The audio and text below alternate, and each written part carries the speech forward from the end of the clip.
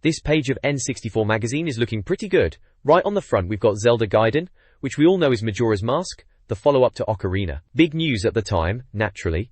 Seems like they are promising everything you need to know about this amazing sequel. There's an Ask Shigs section, which is always good value. It's got Miyamoto himself answering questions on Dolphin, which we know now became the GameCube, Metroid, and Mario 2, which I guess they mean Yoshi's Island on the SNES. Always good to get the inside scoop from Shigs himself back then. Warren 2. Banjo-Tooie is getting some love with first screenshots and info. That was a big deal after the first Banjo. Donkey Kong 64 is still going strong with more tips for golden bananas, if you were still trying to collect all of those. South Park Rally is reviewed. Apparently fantastic deathmatch karting.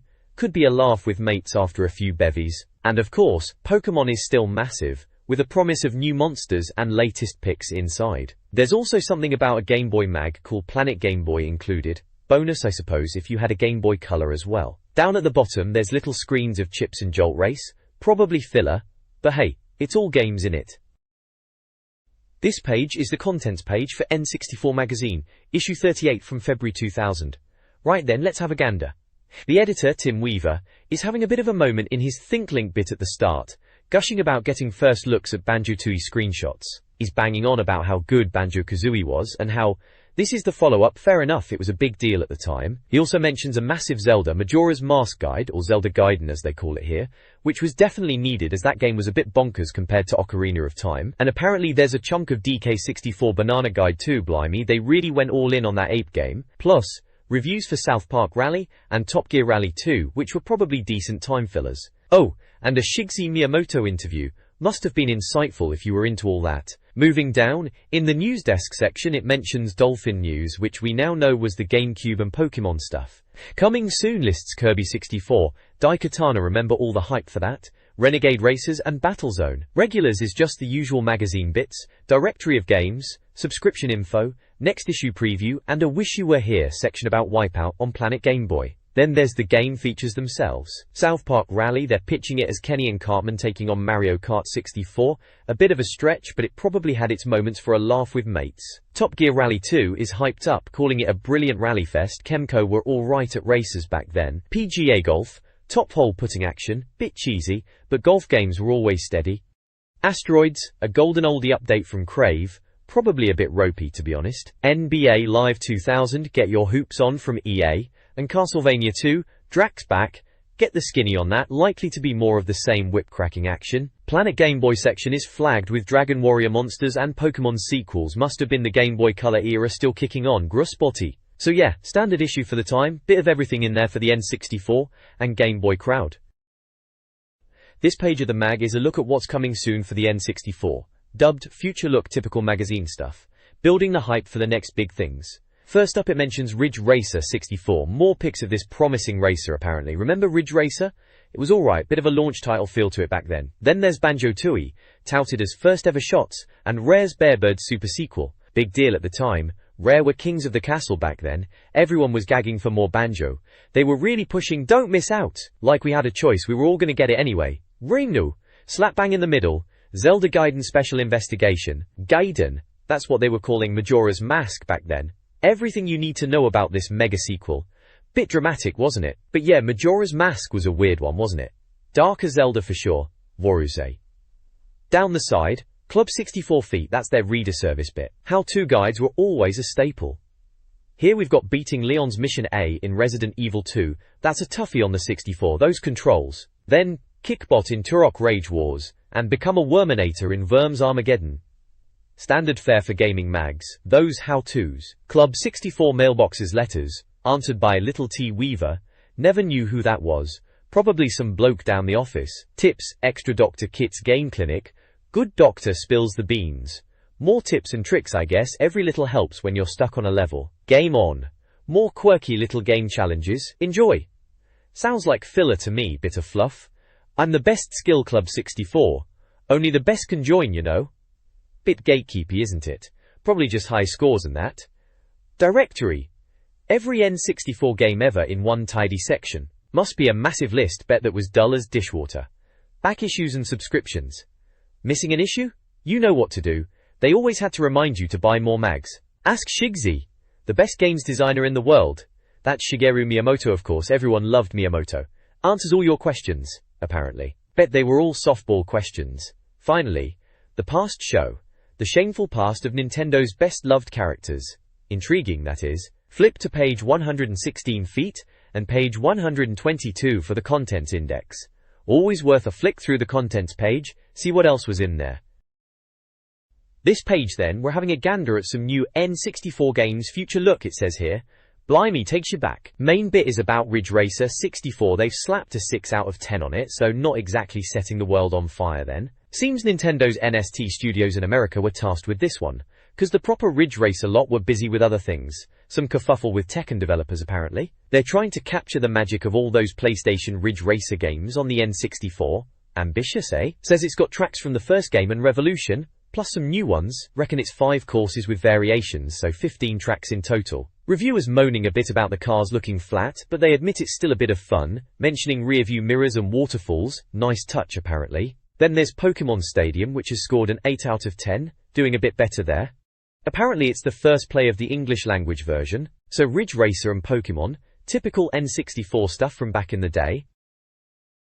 This page features a look at Ridge Racer 64, yeah, Ridge Racer, on the N64. Who'd have thought? It seems like NST, those guys behind Mario Paint and stuff, are adding some interesting bits to this one. Apparently, areas that were just scenery in the PlayStation Ridge Racer games are now actually explorable in this version. Farm tracks, mountain passes, city streets, the lot. They say there are 20 motors to choose from, which sounds alright, but only 4 are available from the start. Standard stuff really, like Multi-Racing Championship apparently. You can check out your rides and potential new ones in a garage. Lifespan reckons it's got a feature where areas that weren't accessible before in the first PlayStation games are now open, which is a nice touch I suppose. They mention flipping between motors and customizing them, but you've got to put in the time to earn the decent cars by getting podium finishes. They reckon it's worth the effort though.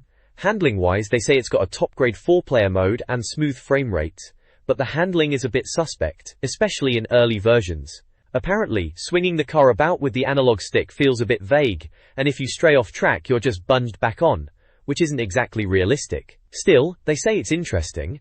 Be me. There's talk of 6 opponents in multiplayer, and a 4-player game mode, and they're banging on about how brilliant the multiplayer is, rattling on about it, as they do. There's a bunch of screenshots, showing the game in action, city tracks, seaside bits with palm trees, looking like your typical Ridge Racer really, albeit a bit blockier on the N64 naturally. They're going on about the speed, but also asking if the handling is up to scratch. And there's a box saying there are 20 cars and a garage system, plus something about shunting opponents. Lovely. Another snippet mentions that this track was a top track in the first Ridge Racer and it's even better now. They're also wondering if the 4-player mode can compete with TGR2 and Roadsters, which were decent races at the time. Right at the bottom it says to be continued, and they'll have a review in a couple of months, around April 2000 it looks like. So, we'll see then if it's any good, won't we? This page in N64 Magazine is all about Banjo-Tooie. Blimey. Remember the buzz around that? First ever shots, they're shouting from the rooftops. Typical magazine hype, but to be fair we were all gagging for any glimpse of it back then. It's their future look section, so it's all about what's coming soon. They've got a box labelled Bare Essentials, which is quite clever, under the big Banjo title, and it's got all the info like Rare are making it. Cartridge size is 128 megabits, which sounded massive back then. 1 to 4 players, no controller pack needed, but expansion and rumble packs are a yes. Transfer pack is a no, which is probably a relief to most. Those things were a bit fiddly, weren't they? Mid 2000 everywhere for release, and 5 red circles for anticipation rating, so they're clearly pretty excited. The article itself is going on about how they got these screenshots, just as they were finishing the magazine. Talk about last minute. They're saying it's a proper step up from Banjo-Kazooie, which was already pretty special, wasn't it? Mentioning 3D adventuring and that Banjo and Kazooie can split up and do their own thing now, but still work together. New moves and loads of extra abilities are promised, to get into new areas. Visually, they're banging on about 8 all-new graphically stunning worlds, with great lighting and textures. Looking at the screenshots, yeah, it does look pretty decent for the time, doesn't it? One is underwater, they're comparing it to Donkey Kong 64, saying it's very pretty indeed. Another mentions wall scaling, calling it sucker walk, and that Banjo can still fly. There's something about colourful fairy lights looking amazing. Then there's a bit of a joke about Kazooie laying an egg in one picture. Bit daft. And a screenshot of a handcart race against a giant golden bird which they reckon looks superb. They mention Mumbo Jumbo being playable now. And Banjo transforming into different characters too. So yeah, standard preview stuff, lots of promises, making it sound brilliant, as they always did, but, you know, we were all eager to believe it at the time, weren't we? Banjo-Tooie, proper N64 classic that.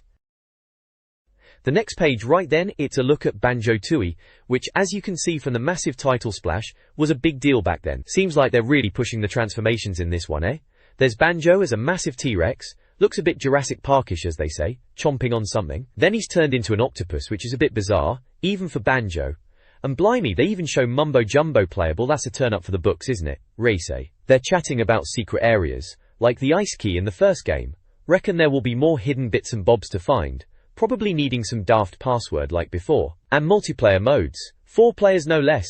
Remember getting 4-player going back then, that was always a laugh. The review is going on about how they're worried Rare might have spoiled us with Donkey Kong 64 and if they can make Banjo-Tooie different enough. Bit dramatic, weren't we all spoiled back then with so many great games? They mention a vague mid-2000 release date. Typical, isn't it? Always a wait. Booyaka, they sign off with. Corny stuff. To be continued, it says at the bottom, so guess we'll have to wait for the next issue for more Banjo-Tooie news. Oh yes, we will. This page from N64 Magazine is talking about Nintendo's next console, codenamed Dolphin, which we now know as the GameCube. It's all about development kits going out to America, which was pretty exciting news back then. The article mentions that the earliest we might see games for it is at August's Space World, or maybe E3 in May. They're quoting Jim Merrick, Nintendo's software engineering manager, who was chatting to IGN64, the magazine's website sister. He's saying developers are already working on Dolphin, first, second and third party, and that Nintendo are focused on making it easy to develop games for. They want the Dolphin to be easy to write for, echoing what Miyamoto was hoping for. Merrick reckons Dolphin's software development is more advanced than we thought, which is good news.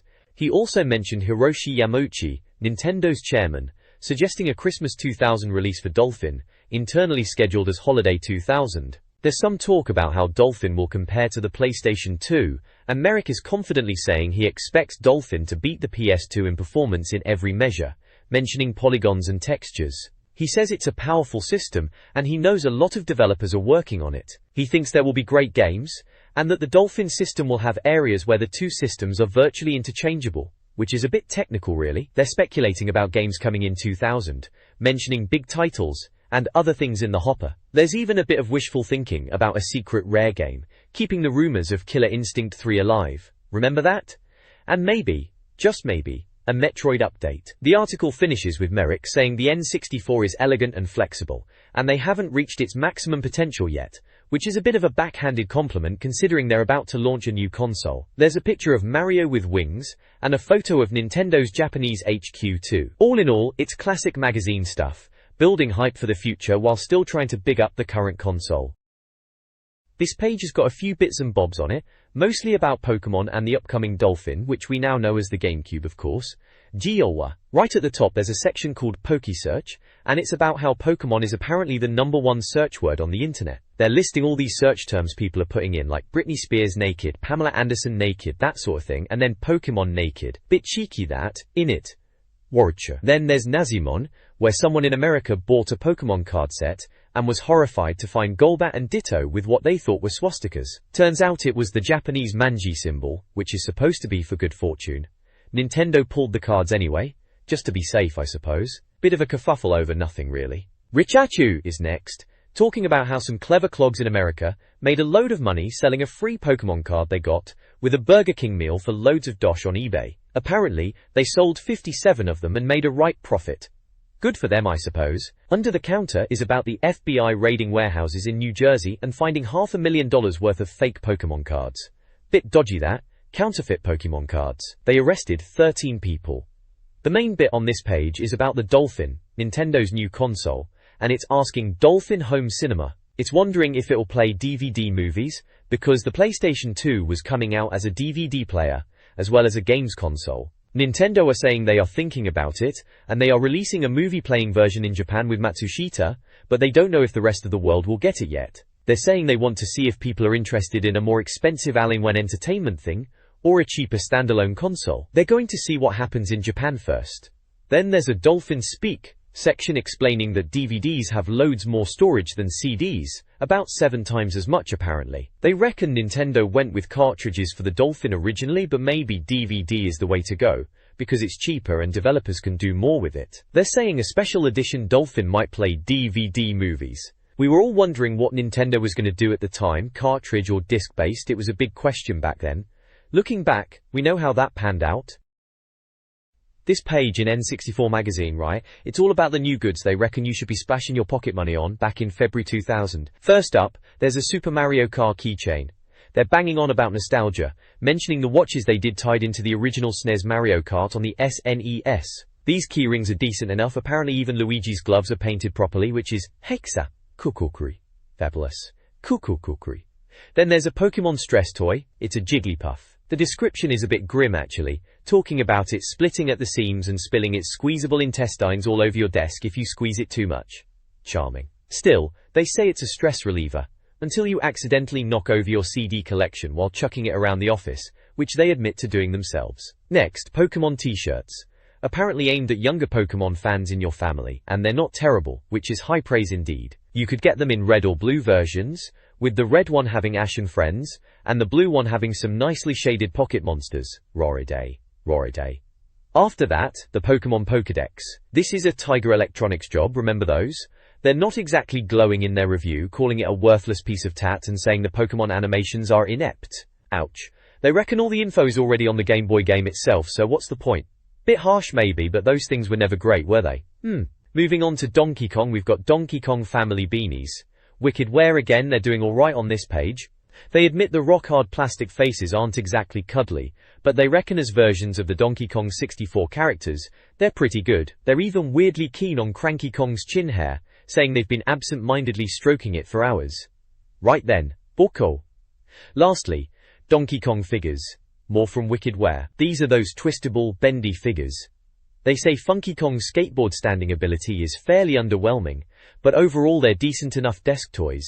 They mention something about Donkey Kong's horse-like set of teeth, and questionable chest area, being nightmare fuel, which is a bit much, isn't it? And at the bottom there's a competition to win Donkey Kong figures, asking who starred in the classic monkey movie, Planet of the Apes. Easy peasy for any film buff, that. Postcard answers only though, remember those? Closing date the 25th of February. Crikey, that's ages ago now. This page in N64 Magazine is all about Kirby's Dream Land 64. Looks like they're giving us an update on it. Right at the top, it says coming soon, which is always exciting. There's a quick jump to section pointing to Renegade Racers, Taz Express and Ear to the Ground, whatever that is, must be other articles in the magazine. The main headline is huge, Kirby's Dream Land 64. Beneath that there's a Q&A section. Someone's asking if Kirby can still absorb abilities, which of course he can, that's his whole thing, isn't it? Apparently you can even make ability combos, like some kind of weapon system from Turok Rage Wars, which was a bit of a shooter at the time if I remember right. They say ability combos will help you access new levels, so it sounds like there's a bit of strategy to it, not just sucking up everything willy-nilly. They also mention multiplayer news is still awaited, but the game supports the expansion pack and hires mode, which is nice, gotta have those better graphics. The main article reckons it's good to have Kirby back, even if he's still this tiny pink blob. They're mentioning Kirby's air ride, which didn't really set the world alight, did it? And comparing him in Smash Bros as the distinguished himself as the choice of character, a bit much, isn't it? They say Kirby's Dream Land 64 is a 2D platformer like Yoshi's Story and KD 64, but with 3D backgrounds. Apparently, the 2D and 3D mix makes for interesting viewing, and the gameplay is still like the old SNES games. Jamudari. Down the bottom, there's an info burst box giving the facts. It's from Nintendo, on a 128 megabits cart, one player only, no controller or transfer pack, but yes to expansion and rumble packs. Release is summer in the US and UK, spring in Japan. Anticipation rating is 4 out of 5 red blobs, so they're pretty keen. Or Nintendo. Looking at the screenshots, classic Kirby stuff.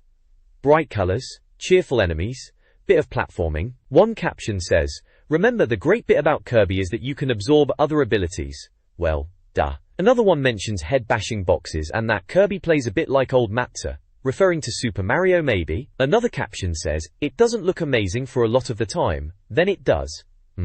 Not exactly selling it, are they? And finally, one saying it could have done without the hefty health bar at the bottom, which is fair enough, it is a bit chunky. Overall, seems like a solid Kirby game. Nothing groundbreaking perhaps, but should be a decent platformer to keep us going until the next big thing. This page is all about Daikatana, Kemco's new game for the N64 which they're billing as a Quake beta. Bit cheeky, innit? They reckon it's been in development for ages and it's finally going to be out soon, and they are saying the N64 version isn't far behind the PC one, looking promising they say. It's a first-person shooter, like Turok, but apparently with more to it than just running and gunning. They are hinting at RPG elements, like building up your character's attributes, which sounds interesting. There are screenshots showing the gameplay looks a bit dark and moody. They mention you can have party members to help you out, and while it's not super gory, there are plenty of enemies to blast. They are saying over 80 types, including Jason and the Argonaut-style skeletons, which is a bit of a laugh. The weapons seem a bit strange looking from the screenshots. Grenade launcher type thing. The review highlights the RPG bits, saying you can improve strength, speed, and agility, and spend points on abilities you fancy. They mention a good number of weapons, over 25, including time zone specific ones, like ancient Greek swords, and mystical tech. There are 4 time zones in the game: 25th century Japan, ancient Greece, Viking Norway, and 21st century San Francisco. Sounds a bit bonkers if I'm honest. They also mention different weather conditions, from rain to thunderstorms. Apparently there's no multiplayer mode at the moment, but the game will use the expansion pack, and runs in highers mode. In the info burst box, it says Kemco are the developers, the cart size is 128 megabit, 1 player, controller pack, expansion pack and rumble pack are yes, transfer pack no. Release date is down as April, anticipation rating is 4 out of 5 balls, so they seem to be looking forward to it. This page has a preview of Renegade Racers, doesn't it? They're asking if it's a bit PlayStation-y looking, which, yeah, fair point looking at the screenshots, it does a bit. They reckon it's because it's still being converted from the PlayStation version and they haven't put the proper N64 textures in yet. They reckon the final version will be loads better, like 100 times better apparently, cheeky. They're asking about the tracks too, saying they're not massively inventive, just your usual icy jungle town stuff. But they do branch off and have multiple routes, which is a bit different. Weapons change depending on the surface you're on apparently, that's a neat touch. Warrington Nook. Characters-wise there's 12 of them, all sorts from around the world, like an American, a Brit, a Russian, Jamaican, and even a Transylvanian who they reckon might be a vampire. They're all human but styled and cartoony, so that's alright. Warrington J.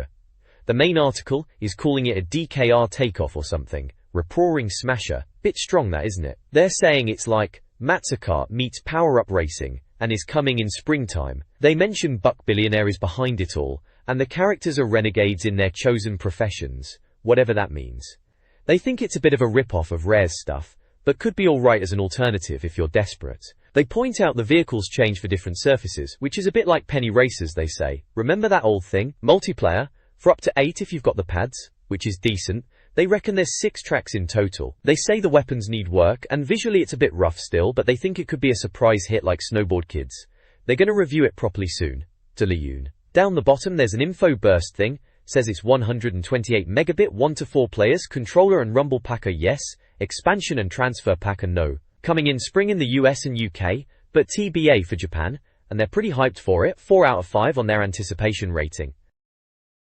This page features a couple of cartoon games that were in the works for the N64 back in the day. First up is Taz Express, starring everyone's favorite whirling devil, Taz. Apparently Z2, the developers, were quite proud of the graphics, and it was meant to have this dynamic landscape engine, which sounds a bit like marketing spiel, but in practice it meant you could pick up and move pretty much anything in the levels. They were saying it was going to have 42 levels across 7 worlds, which is a fair whack. It sounds like your standard 3D platformer, but they were pushing the boat out by saying it was more than just your average Mario clone. We'll see about that, eh? Warra. Then there's Duck Dodgers, which is also from Infogrames, and based on the Looney Tunes. This one's coming from Paradigm, who did Pilot Wing 64, and Beetle Adventure Racing, so they knew their stuff on the N64. Duck Dodgers was meant to have specific character traits, which would change how you play, depending on who you were controlling. They were comparing it to Donkey Kong and Mario, which is always a bold claim. It was supposed to have half an hour of cutscenes, which was quite something for the time. They reckoned it was going to be entertaining and technically impressive, but they were holding back judgment until the final version, which is fair enough. Both of these were slated for release around that time, Taz Express around March 31st and Duck Dodgers in the summer. Looking back, they both sound alright, nothing groundbreaking maybe, but decent enough cartoon fun for the N64. This page in N64 Magazine seems to be giving us a sneak peek at a few upcoming games.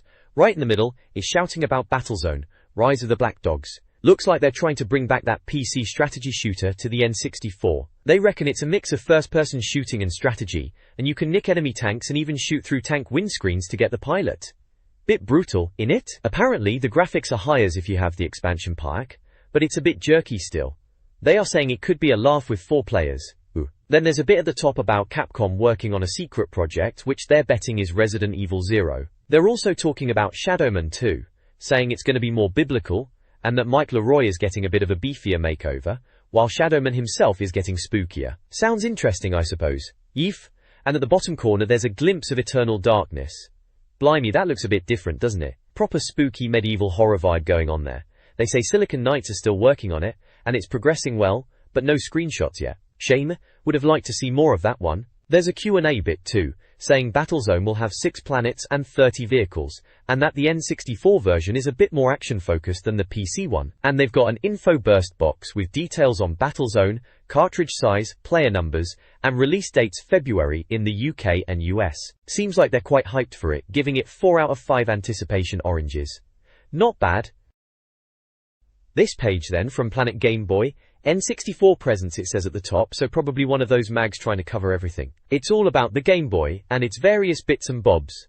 Color, pocket, camera, printer, the lot. The main game they're pushing is Dragon Warrior Monsters, saying it's the best thing since Pokemon. Bit of a claim, eh? They've reviewed Mickey on page 26, which is apparently a Rare's secret game. So secret they didn't even tell us about it, according to them. And then there's Army Men on page 27. Talking about tiny plastic soldiers, telling you to visit your tiny plastic console and check it out. Right, moving on, there's a win section where you could grab a GB power pack and wallet for your Game Boy camera photos. And at the bottom, it's got Plus tips for games like Conker, Carmageddon, Evil Knievel and Mr. Nuts. This is issue 13 from February 2000. This page of Planet Game Boy magazine is looking at the latest news and upcoming games for the little handheld. First up, it seems Dragon Warrior Monsters is the big game this month, apparently the only one trying to take on Pokemon. They reckon it might be as big here as it was in Japan. Trading monsters with mates is mentioned, which was a bit of a novelty back then, especially for us in the UK. Then there's a piece on international karate coming to the Game Boy. Remember that old Amiga fighter? IK Plus they're calling it. They're saying it's a decent conversion, got all the backgrounds like the Eiffel Tower and the pyramids, and a bunch of fighters to choose from. Sounds alright if you were into that sort of thing back in the day, though Street Fighter 2, on the SNES, was still the king, wasn't it? They think it's got potential, and are promising a full review next month. Lastly, it's banging on about a special gold and silver Game Boy Color, that's only available in Pokemon Centers in Japan. Bit fancy, isn't it? Pikachu and the starter Pokemon are all over it. Made of sparkly plastic apparently. All to mark the release of Pokemon Gold and Silver, naturally. Number 158 Mew is mentioned, with a bit of sarcasm about it not being as good as these new Pokemon. Always gotta have a dig, don't they? This page is all about Dragon Warrior Monsters for the Game Boy, and blimey, they're giving it a whopping 5 stars, calling it an essential purchase. Remember when everyone was completely obsessed with Pokemon? Well, this review is saying Dragon Warrior Monsters was supposed to be the next big thing right after that craze hit, imported straight from Japan. Jacka, they reckon it's like Pokemon but a bit more involved, especially when it comes to battling and breeding. You play as Terry, who's on a quest to save his sister Milayu, which sounds a bit standard fantasy fare, doesn't it? Apparently, you can have 3 monsters in your party, and they follow you around. Combat's turn-based, naturally, but they're saying it's a bit more complicated than just picking attacks. You can even set up monster tactics, or you can just get your hands dirty in the menus yourself if you fancy micromanaging. And if you're nice enough to your monster opponents, they might even join your team. Bit like bribing them, eh? Axe. They go into the monster breeding in detail, saying you can mix monsters to get new ones that inherit bits from both parents, looks and talents-wise. Sounds like eugenics for monsters.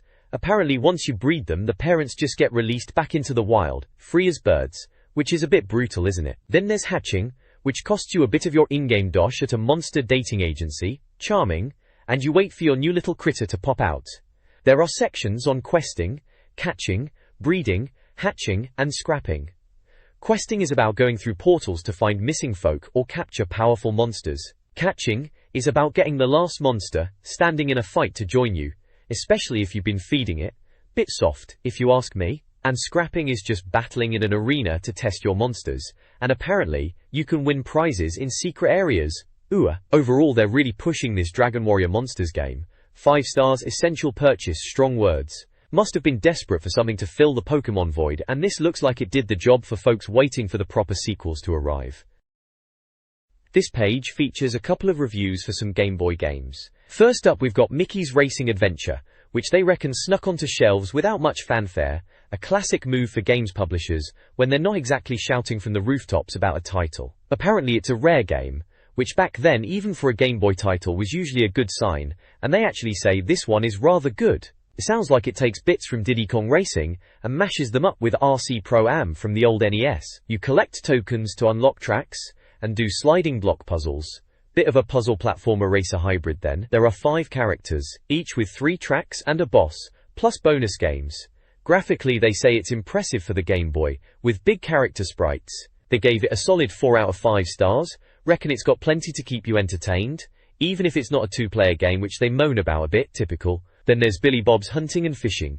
Price is the same as Mickey's game, £25. This one sounds like a bit of a spoof hunting game, seeing as Deer Hunter was apparently a big thing in the States at the time, maybe not so much over here. The reviewer reckons it's about a stereotypical hillbilly, Billy Bob, trying to impress Daisy with his hunting and fishing skills. You have to catch certain animals, like raccoons or bass, for Daisy and play minigames, like shooting targets. One screenshot shows pigs falling into a stream, which you have to stop. The hunting is described as basic, and the fishing is apparently better, being completely different minigames. They call it good value, especially for fans of warped humor, and gave it 3 out of 5 stars. They say it's probably worth it to see what happens when Billy Bob finally wins Daisy's hand, which sounds a bit sarcastic, doesn't it? It's the kind of thing you might have picked up cheap in a bargain bin later on if you were bored, not exactly a must-have at full price though. This page has got a couple of reviews, both for the Game Boy, proper retro handheld stuff. First up, we've got Army Men, which is getting a not bad 3 out of 5. They say it's a bit like the PlayStation version, missions are the same, areas are recognizable, which is fair enough for the Game Boy. They mention weapons and jeeps, but moan about the controls, saying moving and aiming is a pain, which sounds about right for some of these handheld conversions back then. Apparently the speech is top-notch for a Game Boy game, which is something you didn't hear every day. Then there's Ready 2 Rumble Boxing, which gets a lower score of 2 out of 5. This one's got Michael Buffer's voice apparently. The bloke who always shouts, "Let's get ready to rumble." Must have cost them a bit. They say it looks like the 3D version, but it's a bit limited as a fighting game. Gets boring quick. Once you've won a few bouts, there's nothing more to see. Sounds like a bit of a button basher then. Probably looked alright at the time though, for a handheld punch-up. This page is all about the latest Pokemon gear hitting us from Japan.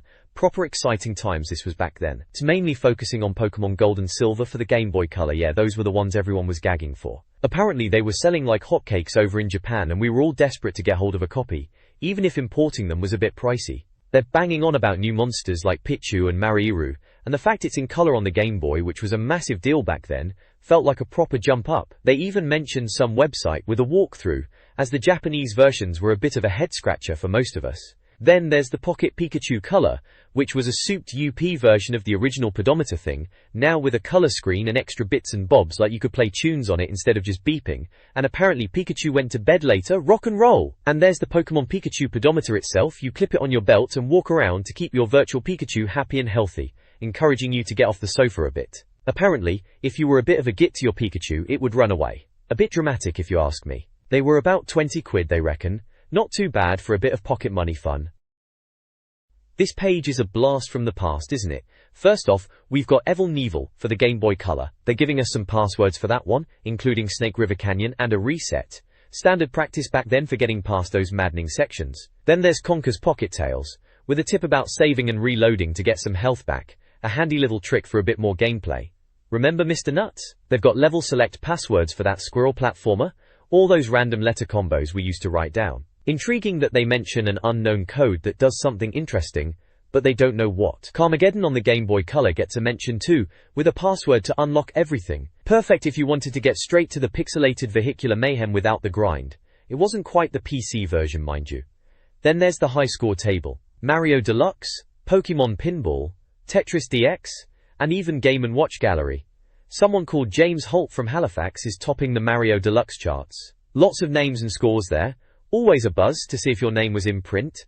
Richard Ford seems to be dominating Tetris DX Marathon. And at the bottom, A shout out for folks to send in their own high scores to Planet Game Boy.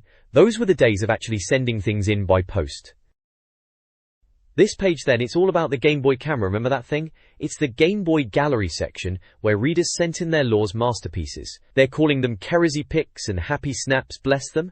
Looking at the photos, there's a winner of some sort, apparently resembling an alien in front of a motorbike light. Then there's Kaylee Money dreaming of Pokemon. Advertising, eh? Always at it.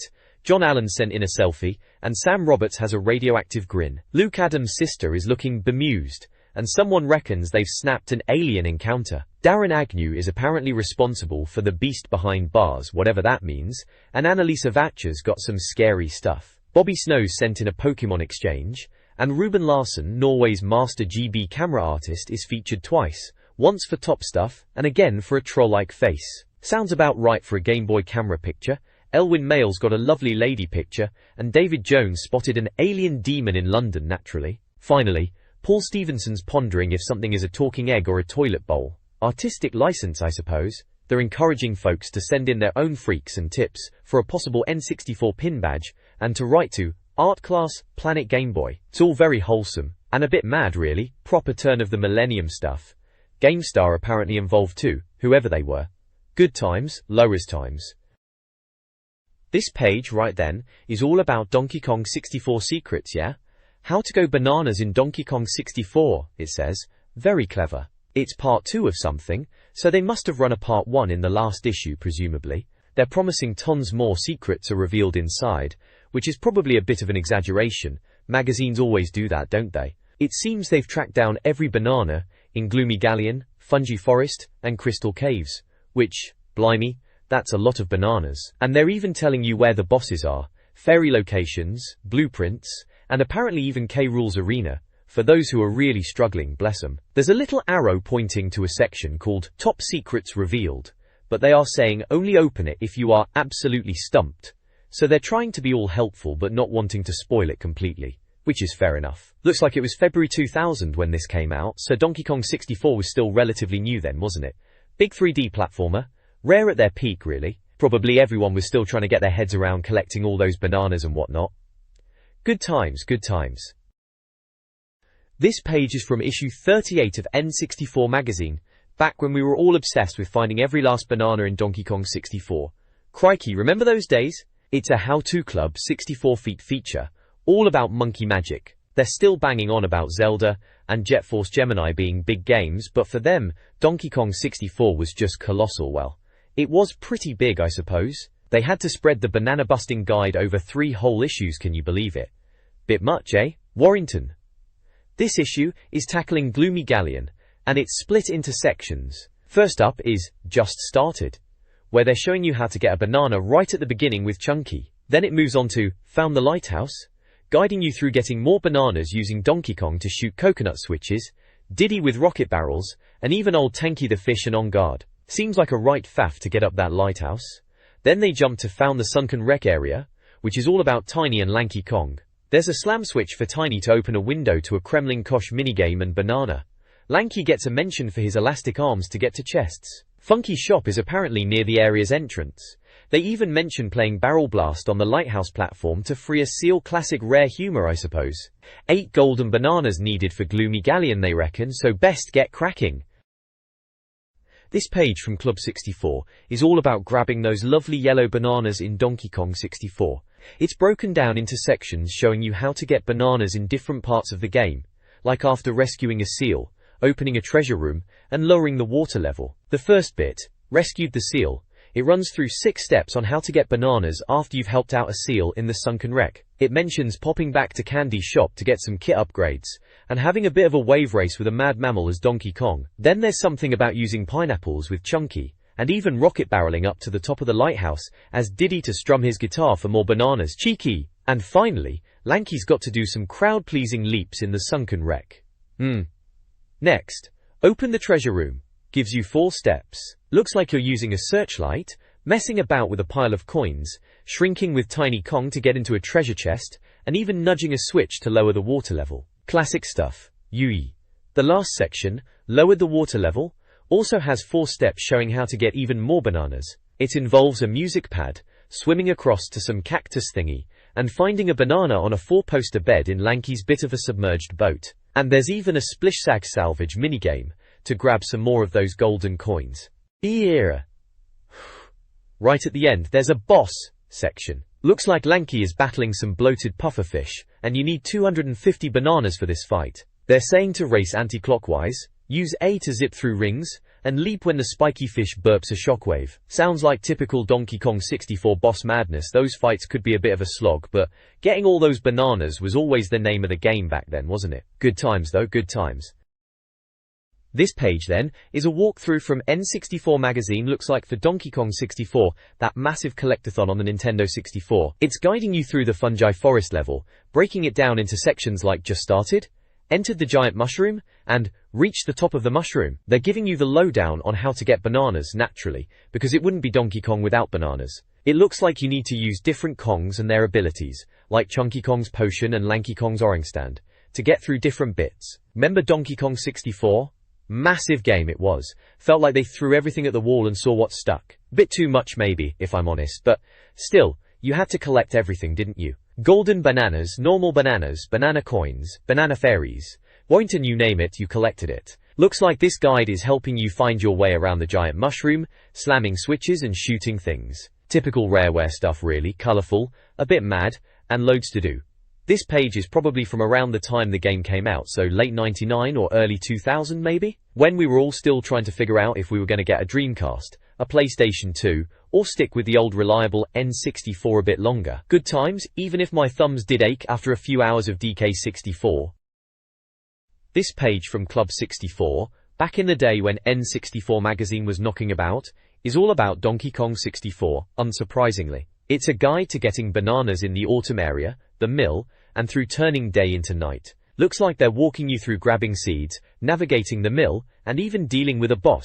They start off in the autumn area, telling you Lanky Kong can wake up a rabbit for a banana after a couple of races, and mentioning a crucial overtaking point in the second race, classic N64 racing game advice. Then it's on to collecting a seed and planting it, using Tiny Kong to get into a tree stump and grenade some crocodiles. Sounds like typical Donkey Kong 64 puzzle solving. Next section, found the mill. They're showing you how to get inside, using Chunky Kong to wrench boxes, pull levers and even punch through rickety doors. Seems like there are music pads involved of course, and barrels on conveyor belts for bananas. Turn Dawn to Dusk talks about using the nighttime to grab bananas in cages and dealing with oversized spiders as Tiny Kong. Lanky Kong is bloating himself to reach holes in roofs, and Diddy Kong is climbing ropes and shooting switches to reveal more music pads and bananas. They even mention a banana concealing hut and using Simian Spring. Finally, there's a boss section with a Firefly boss. They suggest using Chunky's pineapple cannon and barrels, and to just tap B for punches, rather than power punches against this bugger. Apparently you need 300 bananas for this boss, which seems about right for Donkey Kong 64. That game was a collectathon if ever there was one. Good times, good times. This page, right then, looks like a walkthrough for Donkey Kong 64, good old Rareware.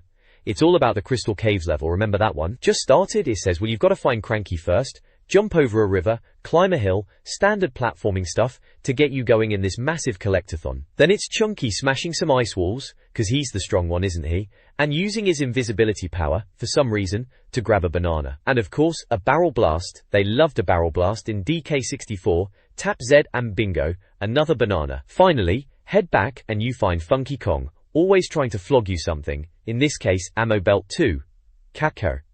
Next bit is, found Funky's shop. Near Funky's is a tiny barrel, for Lanky to do his ponytail whirl across, and find a tiny pad. Then head to a castle, looks a bit dodgy that castle, and Lanky's got to slam a switch to get inside. Apparently there's a ghost dog who wants to play a game, slam tiles to win a banana, sounds a bit daft. Another Lanky switch opens a turret for a beetle race, another banana up for grabs there. Chunky, being the beefcake, lifts a rock to drop on a blue switch, and smashes an ice wall near Funky's for yet another banana. Then, you jump from Cranky's platform, because why not, and find a banana in the igloo area, and punch something else as Chunky for another one. Blimey, bananas everywhere in this game. See?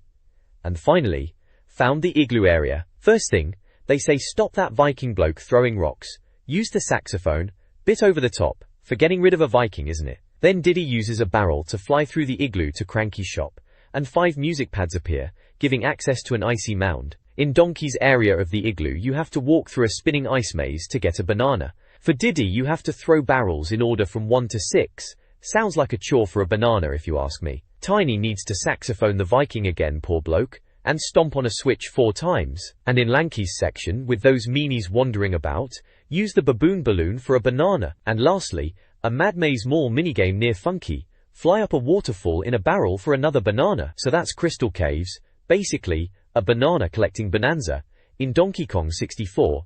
Who'd have thought it? This page is all about getting bananas in Donkey Kong 64, which, if you were playing it back in February 2000 when this mag came out, you'd know was pretty much the whole point of the game, wasn't it? They've got a guide here for a couple of tricky bits. First off, it's rocket barreled through the waterfall. Sounds like one of those bits where you're zooming around in a barrel. They say start by seeing candy for upgrades, then it's all about using different Kongs pads around a house to get bananas. Chunky's got a pad where you have to do a simian slam thing, Donkey Kong's got bongos to deal with bees, typical, Tiny's got a saxophone pad and you need to use grenades for crocodiles, and Diddy's got a couple of pads where you need to use the rocket barrel and grenades again to clear out enemies. Sounds like a bit of a banana collecting marathon around that house. Then there's finished off the house, which sounds like more of the same. This time, they're talking about an L-shaped hut. Lanky Kong's trombone is involved. You gotta go inside, whack some of those Viking blokes, apparently wait till they lift their clubs before you attack, bit obvious that, innit? Azel, then use barrels to get another banana. And there's another hut with a Donkey Kong bongo pad and a tile puzzle. Match the tiles to get yet another banana. Honestly, sometimes I think Rare just put bananas everywhere to keep us busy. Bongo pad. Finally, there's a bit about a boss fight, just called Boss. It's an armadillo, and you need 350 bananas to even get to it, blimey. This one's got homing missiles and fire. Classic boss stuff. They reckon you gotta high jump to avoid the fire, wait for the missiles, and then chuck a barrel at it when it giggles charming. 4 hits and you're through to Creepy Castle. Apparently this armadillo hasn't learned many new tricks since the first level, but they reckon its missile is a bit tricky, so watch out for that then. Still, looks like standard Donkey Kong 64 fare to me. Collectathons ahoy. This page then, it's all about Donkey Kong 64, and finding those pesky bonus bits and bobs. It's called Bonus Bonanza, bless 'em, and it's guiding you on where to find all the banana fairies, K-Rool arenas, and Snide's blueprints across various levels. They've broken it down level by level, starting with DK Isles, then Jungle Japes, Angry Aztec, Frantic Factory, Gloomy Galleon, Fungi Forest, Crystal Caverns, Creepy Castle, and finally Hideout Helm. For each level they give you bullet points on where to find the bits. Like in DK Isles you need Chunky to smash boxes, or shoot Tiny Switch. Classic stuff. There are little screenshots from the game dotted around, to jog your memory too, bless. Looking at it, it's a proper guide to rinsing every last secret out of Donkey Kong 64. Remember spending hours hunting for all this stuff? Back then this was gold dust if you were a completionist, wasn't it? It's funny seeing it laid out so plainly now. Makes you think how much time we all sunk into these games. At the bottom they're teasing what's coming next month, saying they'll be covering Creepy Castle, Hideout Helm, and the final boss battle, all in aid of getting every last golden banana. Those were the days, proper magazine guides for proper games. This page then is a special investigation into the new Zelda game. They're calling it Zelda Gaiden here, though we all know it as Majora's Mask now, don't we? Big picture of Link holding that creepy mask right in your face. They're saying they've got every little bit of info on the sequel to what they are calling the greatest game ever, meaning Ocarina of Time of course. Bit much, isn't it? Moo. There's a little info burst table, you know the sort, laying out the details. It's from Nintendo naturally, and it's a 256 megabit cart. Just one player, no controller pack needed, but you'll need the expansion pack and rumble pack, which was getting to be standard at this point for the proper N64 experience. No Game Boy pack stuff, thankfully. When's it out, it asks. Well, Christmas for us and the Yanks, but those lucky Japanese gamers get it in March, and they've given it a full 5 red blobs for anticipation, so they're clearly excited, aren't they? Christmastra. The article goes on about how if it's called Zelda Gaiden, it's got a lot to live up to, after Ocarina. They say it's arguably the finest game ever made, a bit strong, but you know, Ocarina was good. They mention the mask-wearing and Armageddon-style plot. Bit dramatic. They reckon we won't be disappointed, we'll see about that. They're saying they just can't wait. And the UK PAL version is due in December 2000, a nice Christmas present they reckon, and the Japanese version is still a few months away. So they've played it over at Nintendo in Japan. Sneaky blighters. Japanese. There's a screenshot. Looks like Link as a Goron, racing along. Caption says, Link is one of the stony Gorons partaking in a lightning-fast race. They're trying to paint a picture, saying they've pulled together everything they know about the game, giving us an in-depth and informative look at Zelda Gaiden. Right then, let's see if they deliver, shall we? They're saying their special investigations take them all over the world, and this month it's Japan, to play Zelda Gaiden at Nintendo HQ. Fancy that. And there's a little picture of the globe to show how far they've traveled. Very impressive. This page then is having a look at the story so far for Zelda Gaiden, which we now know as Majora's Mask, right? It's going through the intro cutscene. So Link is just riding along on Epona, minding his own business, and he's being watched by these two fairies, Belle and Mondo. Then suddenly, this mysterious character, Stalkid, appears, and they reckon his real identity is a mystery, which is a bit silly really, isn't it? Anyway, Stalkid attacks Link, knocks him off Epona, and legs it through some mysterious gateway. Then Link stops Epona, but it's too late, and he's immediately wary of this odd stranger with the funny mask. The wily fiend then knocks Link to the ground, leaps onto Epona, and rides through a mysterious gateway. Finally it gets to the alternate version of Hyrule, and Link learns the moon is crashing towards the kingdom, and he's got to stop it, and this clock counts down to the apocalypse. Blimey, bit dramatic in it? Canto. Down below they're talking about the masks, mask magic they're calling it. They're saying Zelda Gaiden is really pushing the mask thing even more than Ocarina of Time, and there are over 20 masks to collect. They highlight the three main ones that transform Link: Deku Link, Goron Link, and Zora Link. Deku Link, they say, turns Link into an ugly little Deku scrub. Their words, not mine. Main benefit is firing Deku nuts from his snout, Yurg, and he can also walk on water apparently. Goron Link, that's the rock-eating type from Ocarina, lets Link curl up into a ball to protect himself in a hardened shell, and it lets him move quickly. Zora Link turns him into a member of the watery race, saved in Ocarina. He can swim at devastatingly fast speeds. Sounds a bit much, doesn't it? Then there's a bit about release dates. Time-lapse blues, they're calling it. Seems like there won't be a simultaneous worldwide release for Zelda Gaiden, unlike Ocarina of Time. Apparently there's going to be a bit of a gap between the Japanese and English versions, months even. They're moaning about it a bit, saying it's not good, and comparing it to the Smash Bros. Delay. Oh well, first world problems, eh? Finally, expanded, talking about the expansion pack. They're saying Gaiden, or Zelda, the continuing saga as they might call it over here, will have full expansion pack support. Apparently, unlike some other games, Gaiden will offer more than just a high-resolution mode. They're saying the extra memory will be used to put more action on screen, bigger levels, fighting 6 Stalfos at once, and huge forests full of individual trees. Blinding. Sounds ambitious for the old N64, doesn't it? February 2000 this is from, eh? Time flies.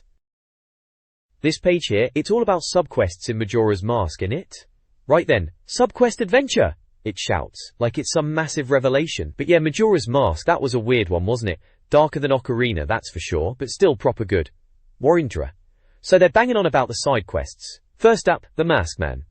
It's the bloke from the Happy Mask shop, back again after Ocarina, always losing his masks, is he? Honestly, you'd think he'd learn to keep a better eye on them. You've got to get them back off some mischievous Stalkid, apparently. Sounds like a bit of fetch questing to me, but hey, that's Zelda.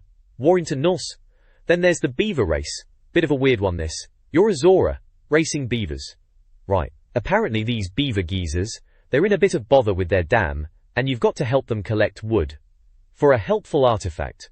Cryptic, as always. Goron Race next. Now Gorons, they're always good for a laugh. To get their help you've got to race as a Goron. Seems like a bit of a speed challenge, rolling around like a boulder. They mention jumps too. Sounds a bit like Mario Kart but with Gorons. Then they're on about Deku Scrub action. Deku Scrubs, proper cowardly they are. You can't get a mask off them apparently, but the Deku mask gives you powers. Flight, they reckon. And walking on water, which is always handy.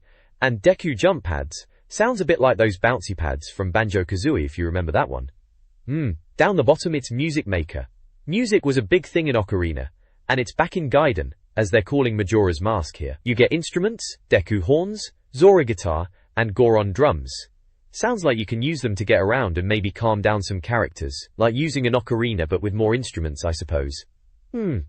Yeah, Majora's Mask, loads of side bits and bobs to keep you going, besides the whole world ending thing. Pretty standard Zelda really, just with a bit more quirky stuff. This page from N64 Mag is having a good old look at Zelda Gaiden, which we now know as Majora's Mask, back when it was still a bit of a mystery. Looks like they're previewing some of the new locations like Kokiri Forest, which is now a bit teapot-shaped and has a waterfall, And the Lost Woods that's a proper forest now with Stalfos guarding a hut. Sounds a bit spooky. There's also the Temple of Time, a sort of alternate version, and Kakariko Village is covered in snow, a snowbound wonderland apparently. They're talking about characters too. Seems Malon is back, a bit older, and Talon is knocking about but not on a ranch this time. Wonder what he's up to.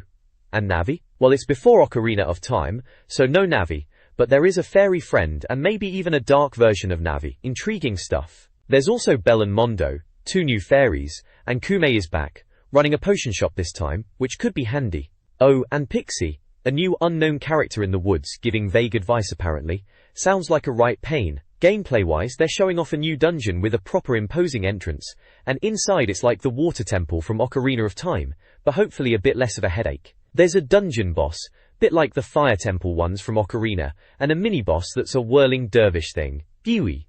Right then, where's Big Link? They're asking. Apparently, because it's set before Ocarina, Big Link isn't around, but get this, there's a Big Link mask. Wonder if that actually turns you into older Link. Sounds a bit far-fetched, but you never know with these Zelda games. And a time meter, a sundial thingy that tells you how long before the moon crashes down. Sounds a bit stressful if you ask me. Good old Nintendo and their end of the world scenarios. They're promising to review the Japanese version when it's out, so we'll see what they reckon then. To be continued, it says at the bottom, so more to come then, eh?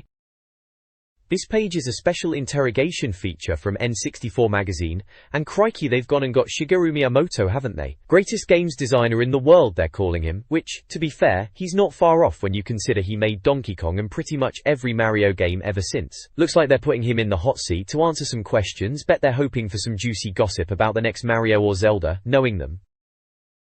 This page is an interview with Shigeru Miyamoto, or Shigsy as we all knew him back then, about the upcoming Dolphin, which we now know as the GameCube. He's chatting about online gaming, which was still a bit of a novelty for consoles at the time, and how Nintendo was approaching it differently. He's quite philosophical about it, saying they need a new invention after Mario 64, not just 4D graphics, whatever they might be on about there. There's a question about getting players into the game, and Miyamoto mentions something called Talent Studio, which sounds like a tech demo where you could put your face into the game. He's pondering if that's even a game really.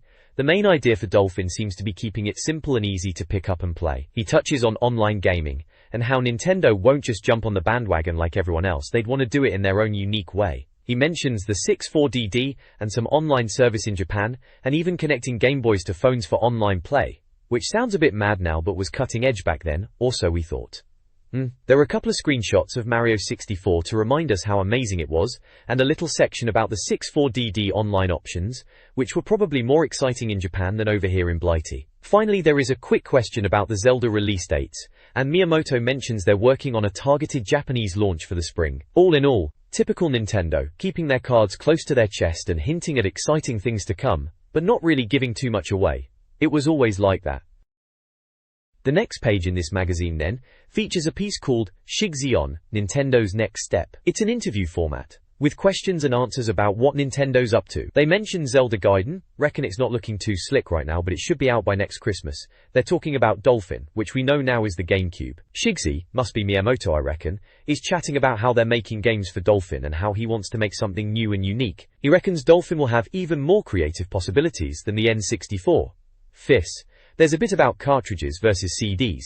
He seems to think cartridges were better for making revolutionary games like Super Mario 64 and Zelda on the N64, and that maybe PlayStation's success was partly because Nintendo stuck with cartridges. Someone asks about Sony and the PlayStation 2, and Shigsy says Nintendo isn't trying to fight Sony, they just want to be original and unique, and he hopes to make relaxed games for Dolphin, no matter what the competition's doing. Then there's a question about Mario and Luigi getting a bit older on Dolphin, and Shigsy jokes about older Mario and Luigi being interesting but doesn't give much away. He does say that when he created Mario, games were played by adults as well as kids, and they made Mario cuter later on. Now he reckons they're trying to make the design quality better so adults won't feel embarrassed to play Mario games, so they're aiming for a wider audience. Dega. Finally, someone asks if there's a Metroid game coming to the N64. Shigsy says he's not directly involved, but the producer is keen because there have been loads of requests, so they're seriously thinking about a new Metroid game, either on N64 or Dolphin. There are screenshots dotted around, one of Zelda Gaiden looking a bit blocky as they said, and one of Metroid, looks a bit like Super Metroid on the SNES mind you. Seems like they're teasing a new Metroid but not committing to anything just yet. Typical.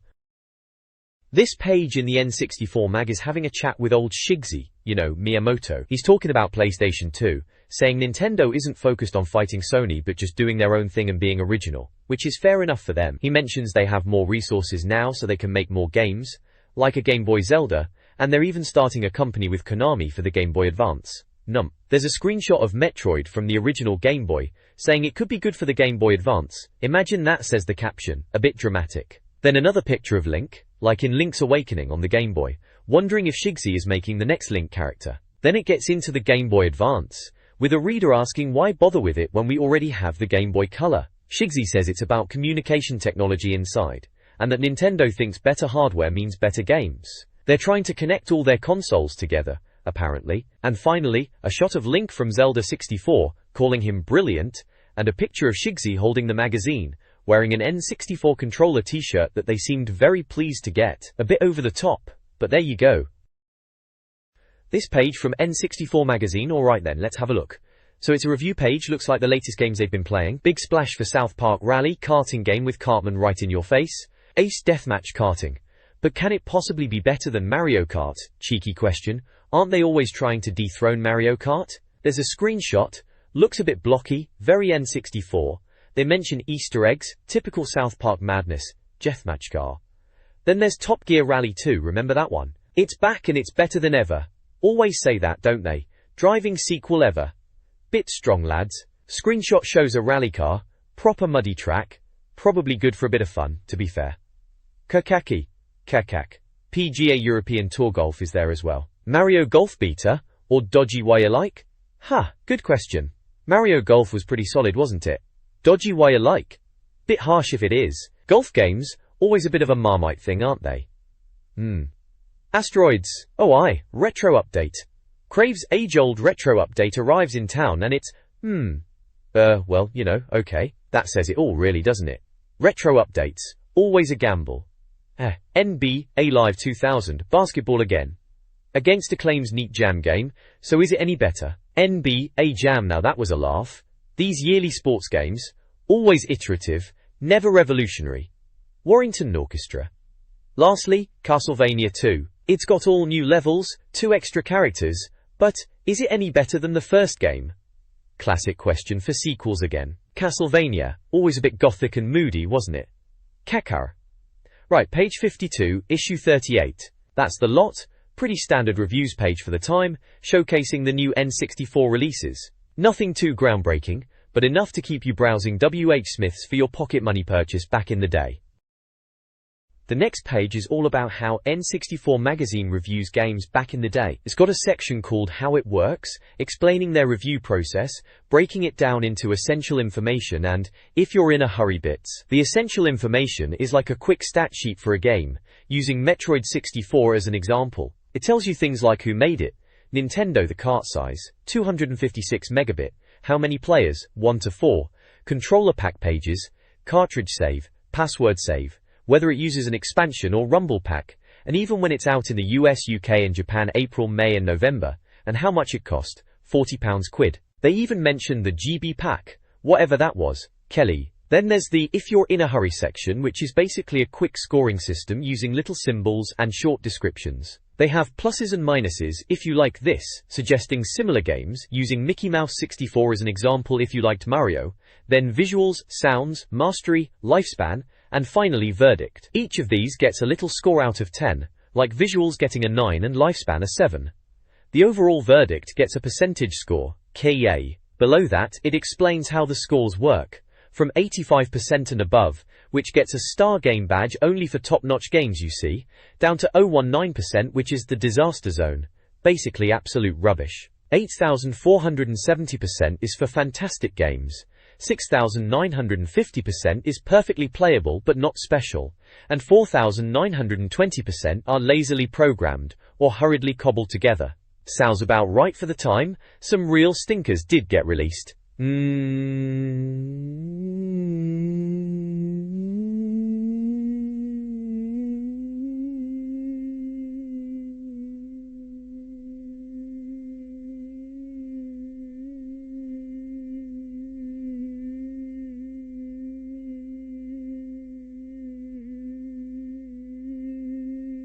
To Zvorligos, South Park Rally and Top Gear Rally 2 were apparently Game of the Month. There's Tim Weaver talking about his racing technique, Will Overton with some hair-related humour, Andrea Ball and her one-handed style, Justin Webb mentioning water, Jess Bickham and his buffed-up bonts, Martin Kitts and bodies in boots, Mark Green being confused, Dark Mark laying traps, and Neil Pado wrapped up warm. All very amusing stuff at the time, though reading it back now it's a bit cringe, in it.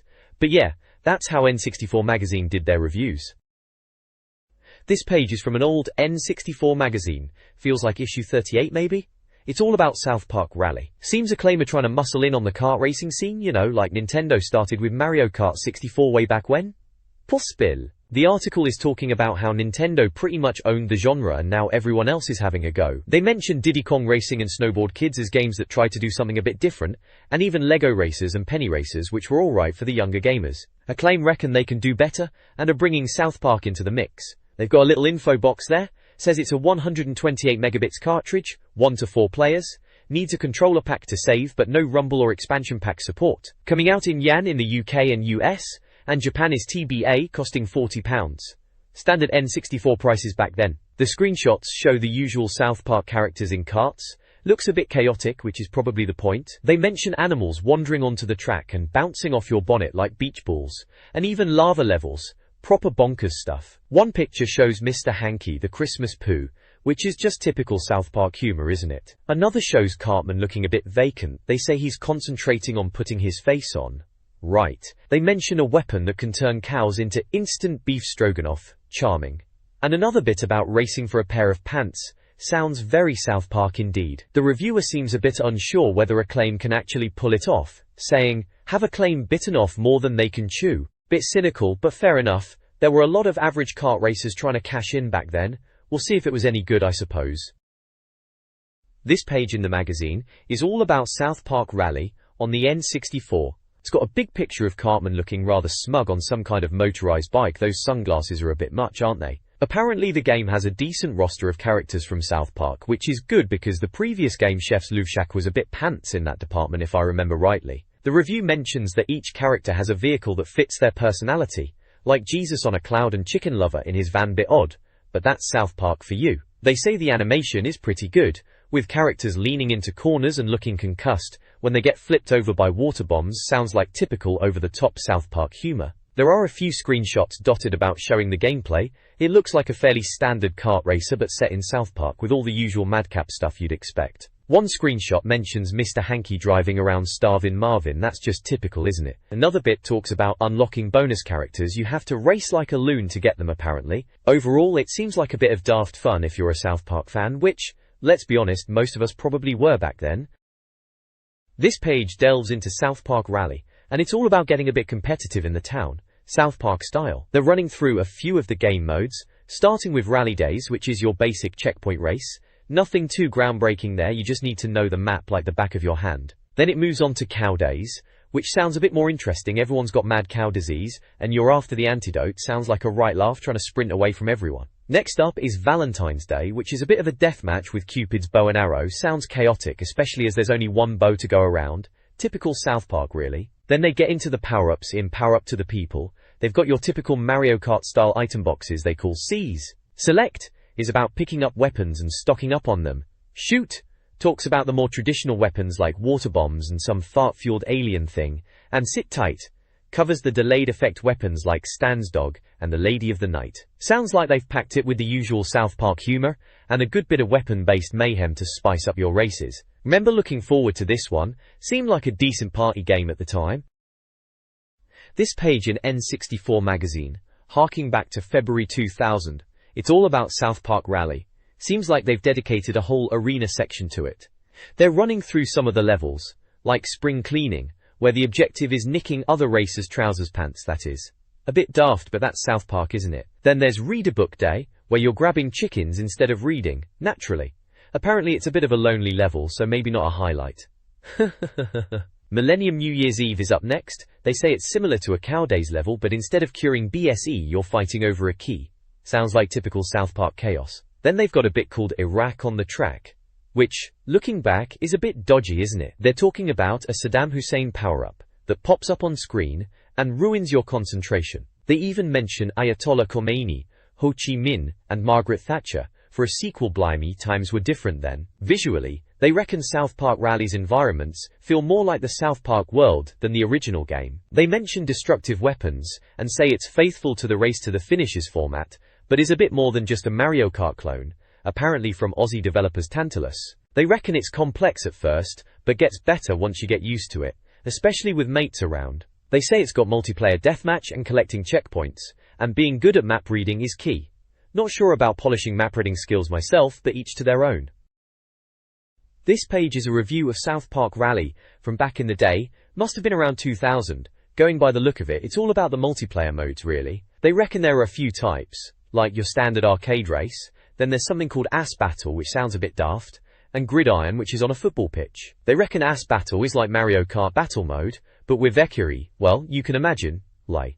Or, the review lists some pluses and minuses, nothing too shocking. Pluses are that it's quick, good for a laugh with mates in multiplayer, surprisingly varied for a racer, and properly South Parky. The only real minus they mention is the camera, and that racing against the computer isn't much fun for long. If you were into Mario Kart 64 back then, they reckon you'd like this, saying Mario Kart 64 was still the best multiplayer on wheels, high praise indeed at the time. Assessor. Visually they say it's convincing and no pop-up, but the scenery is a bit boxy, which is fair enough for the N64. Sounds are good, tunes and voice samples apparently, loads of them. Mastery is rated well, saying Tantalus, who made it, got the best out of the N64, which is a decent nod to them. Lifespan is also good, plenty to keep you occupied in single player and multiplayer. The verdict is pretty positive, saying it's an enjoyable take on the Mario Kart style, and they call it sweet a bit strong, but there you go. Gave it a Star Game Award, and a score of 88%. Mark Green is the reviewer. He seems to think it's a good game, especially if you're into South Park and have mates to play with. Says Nintendo should watch out, bit dramatic maybe.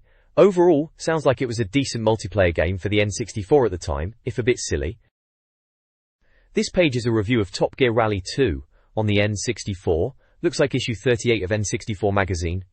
Ah, Top Gear Rally 2, I remember that one. Apparently in the previously in N64 section, they were raving about using the ASC2 wheel with the first Top Gear Rally 2 and reckon it was a winner from the start. Good for them, I guess.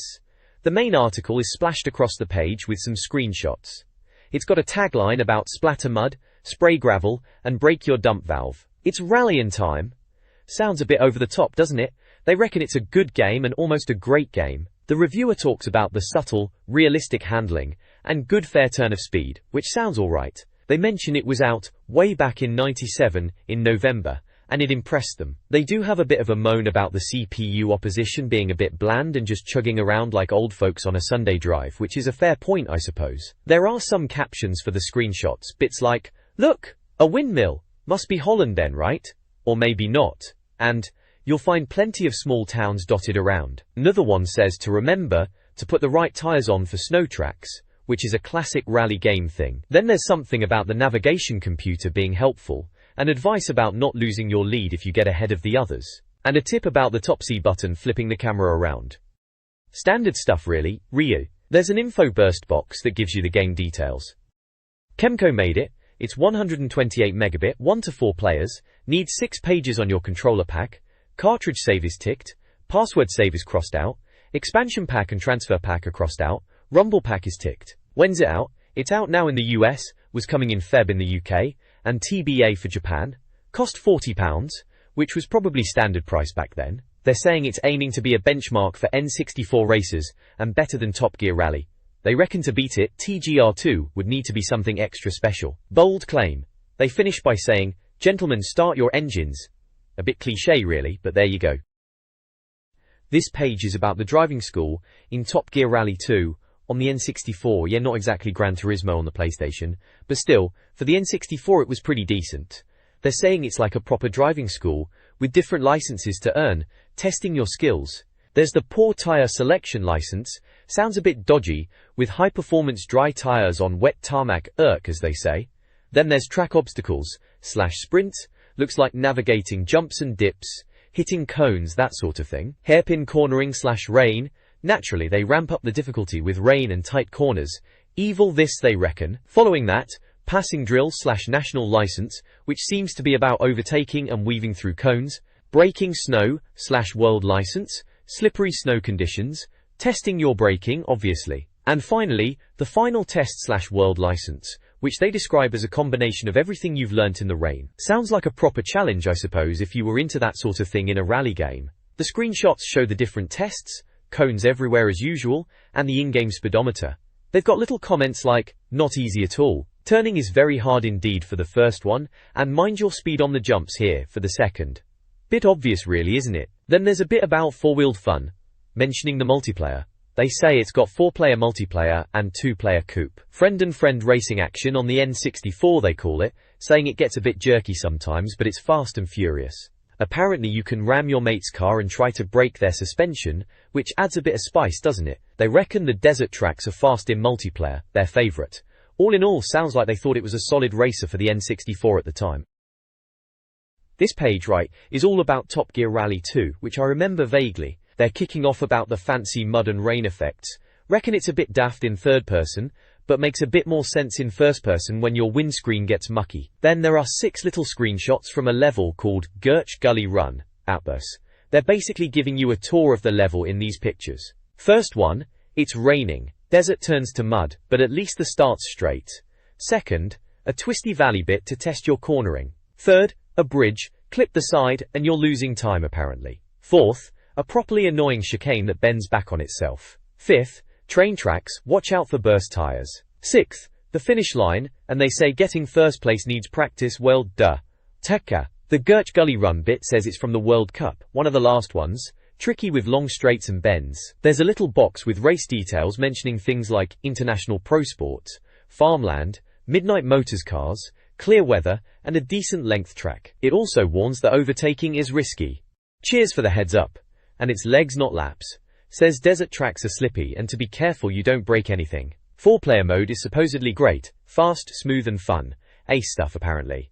Take Anil. The review text starts by saying they weren't initially blown away at some game show, E3 in Los Angeles, said it was jerky, boring levels, and a bit rubbish overall. But then they say after 6 months, it's become a terrific slice of off-road racing action. Boss Games did the original, then Sapphire did this sequel, and apparently they listened to feedback. They reckon TGR2 is easier to get into than World Driver, more about cornering and power sliding, more arcade than sim, and good for beginners. Handling's not too hard, but you can't just go full speed everywhere.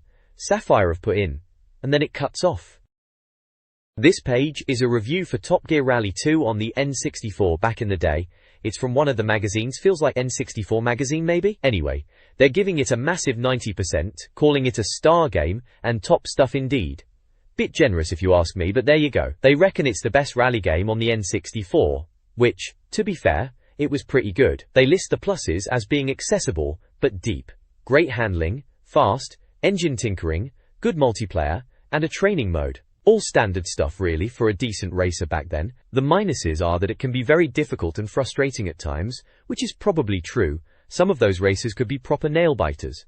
The review highlights the damage system in Top Gear Rally 2, which is more detailed than the first game. Apparently, every part of your car can get knackered, from the tires to the radiator, even the dump valve, whatever that is. They're saying you've got to be careful and look after your vehicle. It's got a repair system too, but it eats into your race time, so you have to balance fixing things with carrying on. They also mention the graphics are more detailed than the first Top Gear Rally, and that there's a brilliant random track generator, comparing it to F-Zero-X for some reason. That track generator thing was a bit of a gimmick if you ask me. Sometimes the tracks were alright, sometimes they were a right mess.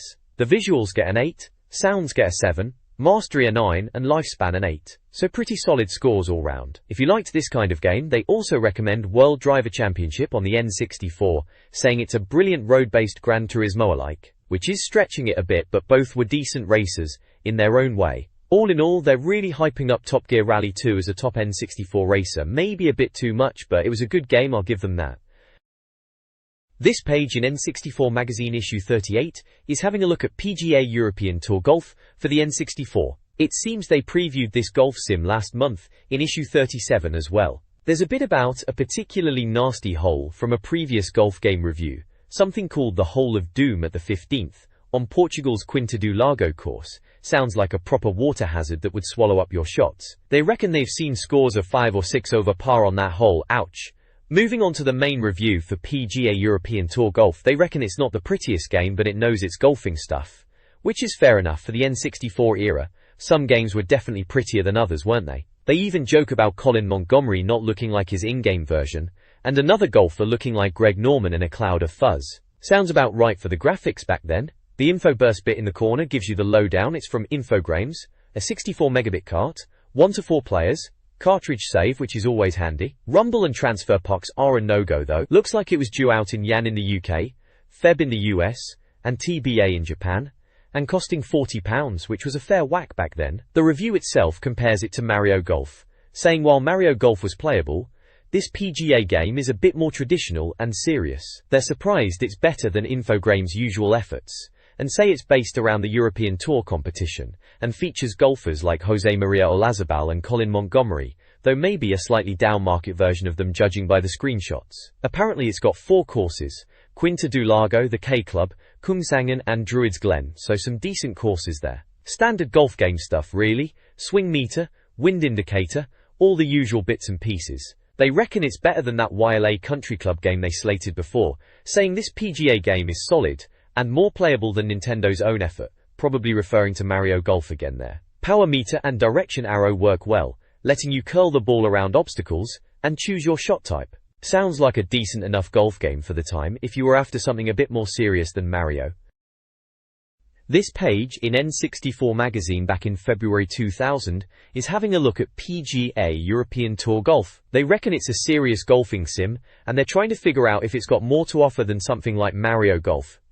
Apparently it's got 6 interesting features. First off, there's this virtual swing thing, where you use the joystick like a proper club, a bit like in that glorious St Andrews game. Then there's easy curl for putting some bend on your shots, and shot type, where you can choose different techniques like backspin to get out of sticky situations. They also mention walking as a feature, which seems a bit daft, but they say it's a relaxing stroll and the graphics look better when you're not staring at the dodgy player models. Gims are in there too, for when you're close to the hole, and mulligans if you completely mess up a shot and want a dover. They've got a pluses and minuses bit, which is fair enough. On the plus side, they say it's got lots of depth, real golfers, and good controls. On the minus side, graphics are a bit below par, commentary is sparse, and it's a bit lacking in polish. Underneath that, there's a section saying if you like this, and it mentions Mario Golf on the N64, giving it a score of 90%, saying it's cartoon golf with time trials and cute characters.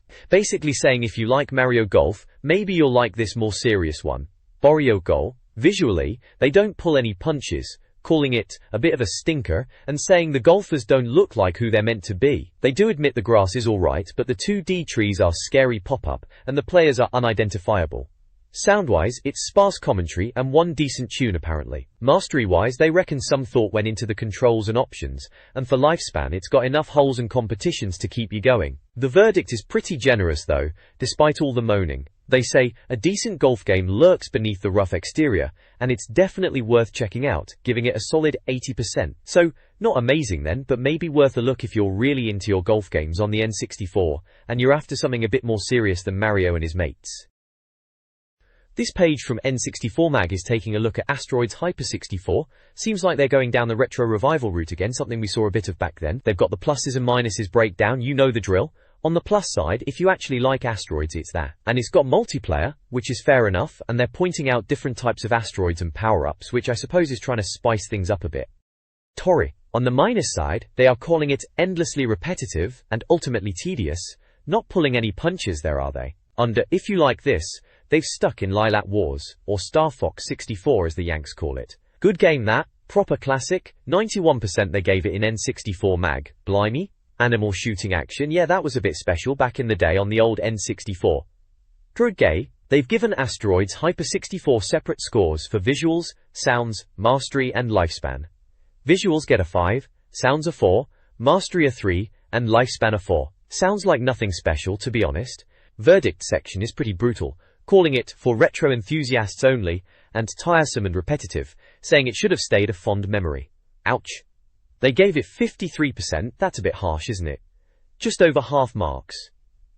They've got an info burst box with all the techie details, 64 megabits cart, 1 to 4 players, controller pack and rumble pack support, but no expansion or transfer pack. When it's out, no in the US and Feb in the UK, so guessing this was out in the shops around now then. Cost is £40, bit steep for a souped up Asteroids maybe. Milter. There are a few screenshots scattered about, looks like Asteroids, but shinier. They mention multi-meteor modes, color clearance and a tailrope mode, and a straight-up 4-player mode. Sounds like they are trying to make multiplayer the selling point. They say there are 3 different ships to pick from, and it's an everyone for themselves game. One of the captions says something about, pesky asteroid bites the dust. Shame about that, eh? Bit sarcastic that, like they're not really enjoying it. Yeah, overall, sounds like a bit of a letdown, maybe one to avoid unless you're really desperate for some asteroids. This page in N64 Magazine features a review of NBA Live 2000 on the N64. Ah yes, another basketball game. They're calling it, his nickname's Air, he's got no hair. Referring to Michael Jordan, of course. And they're making a big deal about him being in it as if that's a massive novelty. Remember when they were always banging on about motion capture? Seems like they still are, saying it's got motion captured moves. The review is broken down into sections like pluses and minuses, which is fairly standard. Apparently plus points are having Michael Jordan, different game styles, and facial expressions. Minuses are that it's not as smooth as it should be, not as sharp as NBA Jam, and perfect computer teams, which sounds like a complaint about the AI being too good, typical reviewer problem. Morris. There's a little info burst box with all the techie stuff, like it's a 128 megabit cart, and supports up to 4 players, if you can find enough mates daft enough to play a basketball game. It says controller pack uses 123 pages, which is a lot, and rumble pack is ticked so at least your hands will shake. They've got sections rating visuals, sounds, mastery and lifespan, each getting a score of 6 out of 10, very generous if you ask me. They moan about jerky visuals, and an annoying hip-hop soundtrack, so nothing too surprising there. The verdict is a 65% overall. They reckon dedicated Michael Jordan fans will lap it up, but it's not the best basketball game for everyone else, which is probably fair enough. Narration. There's a bit where they say, if you like this, and recommend NBA Courtside on N64, saying it's got slick passing and smooth graphics, and they gave that 190% back in issue 18. Blimey, those were the days when 90% was thrown around like confetti. It all seems a bit average really, just another sports game trying to cash in on a big name. But hey, at least Michael Jordan is in a video game again, apparently that's a big deal. This page in N64 Magazine issue 38 has got a look at Castlevania Legacy of Darkness on the N64. Right then, Legacy of Darkness, was it a proper sequel, or just a rehash? That's what they're asking. The info burst box tells you the basics. It's from Konami, a 128 megabit cartridge, just a single player game, uses 17 pages on your controller pack, no cartridge or password save, which is a bit of a bummer. It does use the rumble pack though, and the transfer pack is marked with a cross, whatever that means really. Probably not supported. Looks like it was out now in the US, February in the UK, and TBA for Japan. Cost a fair whack too, £40.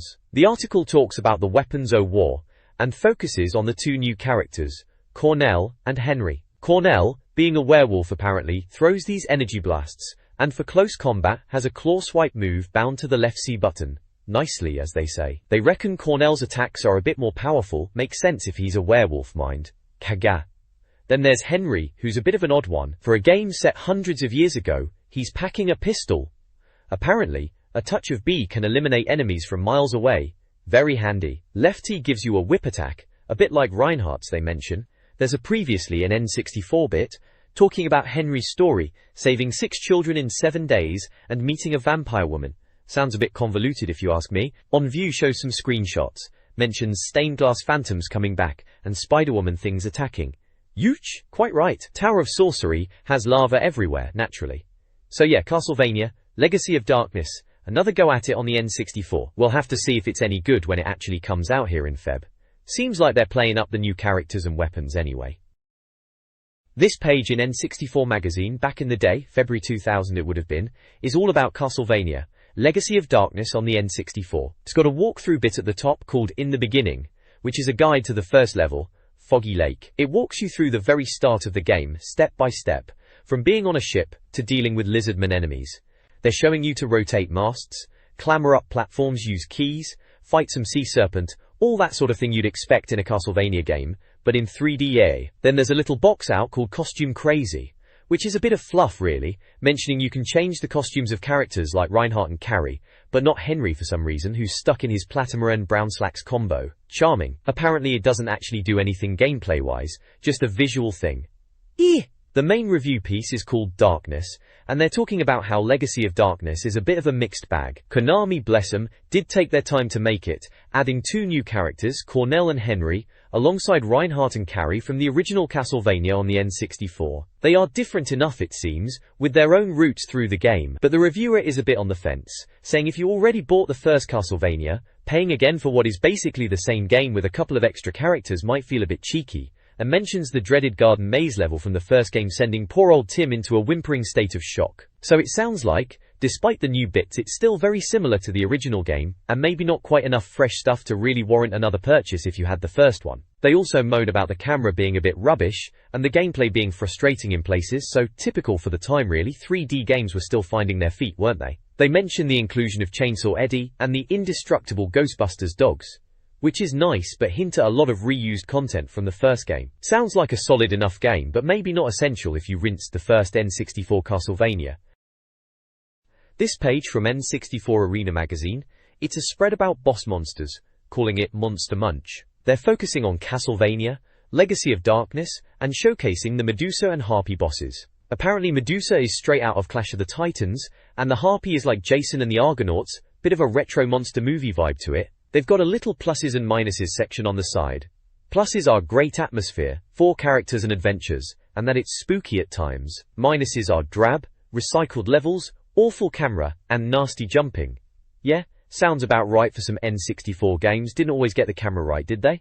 Right? In the review bits, they reckon the visuals are actually alright if you look past the drab colours, and the sound is cinematic and orchestral, which was always a plus for games back then. Mastery, they say, is there's plenty to do, but technically Castlevania isn't amazing. Lifespan is 4 characters, if you've got the patience to play them all. The verdict is 75%. They call it more of the same really, but Castlevania Legacy of Darkness is still an entertaining but flawed, vamp-filled romp. Fair enough, maybe a bit harsh, but those were the days of tough love reviews. They also recommend Shadow Man if you like this sort of thing, saying it's much more gruesome and far better 3D adventure, and gave it a whopping 93%. Remember Shadow Man? That was trying to be all dark and edgy, wasn't it? They also mentioned Shadow Man and Resident Evil 2 as better games out at the time. So overall, Castlevania is alright, a bit flawed, but there were definitely better games around on the N64 if you wanted a proper 3D adventure. This page of Club 64, right, it's all about getting the most out of your N64. This month's top guide is bang on with Resident Evil 2. Blimey, that game was something else back then, wasn't it? Complete Leon's Mission A, they say, in a terror-filled walkthrough. Bwahaha indeed, whoever wrote that. You've got a moody-looking screenshot of Leon and a zombie cop on the front there, classic Resi 2 stuff. Tool. Looking down the right side, you've got the usual bits and bobs. The mailbox section, page 76, answering those big teasers as they put it. Then, how-to sections, one for kicking bot in Turok, Rage Wars on page 84, and another to become a Worminator in Worms Armageddon on page 86. Turok, Rage Wars, bit of a multiplayer blast that was, and Worms, well, always good for a laugh with your mates. Tips Extra is on page 90, with the latest games, tip to the max boy, bit cheesy. Dr. Kit's Game Clinic on page 95, where Kitty doles out the knowledge in his monthly surgery, whatever that is. Game On with 8 new challenges for your collection, page 96. I'm the Best, page 98, talking about the toughest games in the world. Always a bit of bragging on these pages. Then there's the Skill Club bit, page 102. The last time you'll see Skill Club like this before. Ooh, mysterious. Directory, page 106. Every N64 game ever reviewed. Beaut, they say. And right at the bottom, back issues and subscriptions on page 114. Looks like a decent issue from February 2000. N64 Mag, good times. This page is the Club 64 mailbox section, you know, the letters page, from N64 Magazine. Right at the top there's a star letter from Martin Poole, who's sending in his my ideas for what the Dolphin, which we know now is the GameCube, might be like. He's drawn a little sketch of his concept, including a detachable DVD player for watching films on the bus, headphones for private listening, and a screen. Very forward-thinking for back then. Then there's the correction corner, where readers are pointing out the magazine's goofs. David from Kent is asking why they put Falco Lombardi next to the Pilotwings 64 screenshots. Someone else is asking about a twerp on page 31, and Daniel from Bedford is correcting them on Pinsir, being available in Pokemon Red as well as Blue, which everyone knew anyway, didn't they? Ow. In personnel, Stuart from Aberdeen is being a bit of a clever clogs, correcting their Rainbow Six review, saying the 6 in the title is John Clark's codename, not the number of team members. Honestly, some people. Finally, Pressure has a reader complaining about folks saying the N64 doesn't have good fighting games, listing Mortal Kombat 4 and Smash Bros as proof, and reckons Rare could make a Tekken beater. Which is a big claim, isn't it? There's a screenshot of Rogue Squadron and Mortal Kombat 4 on the page too to liven things up a bit visually. Yep, standard letters page fare really. This page of the magazine has got a few letters in the mailbox section as usual. One bloke is banging on about Killer Instinct 3, reckons Rare are beavering away at it. Says the Americans are playing coy, but us Brits know the score. Someone else is going on about the press start screen being thought-provoking, which is a bit deep for a game, innit? Then there's a moan about Nintendo focusing on the US and Japan too much, and neglecting Europe, especially now Dreamcast is about. They mention a new employee being told N64 stuff is being scaled back after Christmas. Bit worrying really. Warrington. Someone else had a thought while playing Zelda 64, reckons the TOT sound in the game is the same tune as the warp whistle from Super Mario Bros. 3 on the SNES. Might be onto something there. There's a section called Crazed Media, about Pokemon of course. Apparently the Mirror newspaper has done a story about the Early Learning Center banning Pokemons as violent toys. Right, Pokemon violent? Give me a break. They've got a picture of Ash and Sandshrew to illustrate the point. Hardly terrifying, is it? Boring. Then there's a bit about a game idea called Dreamin'.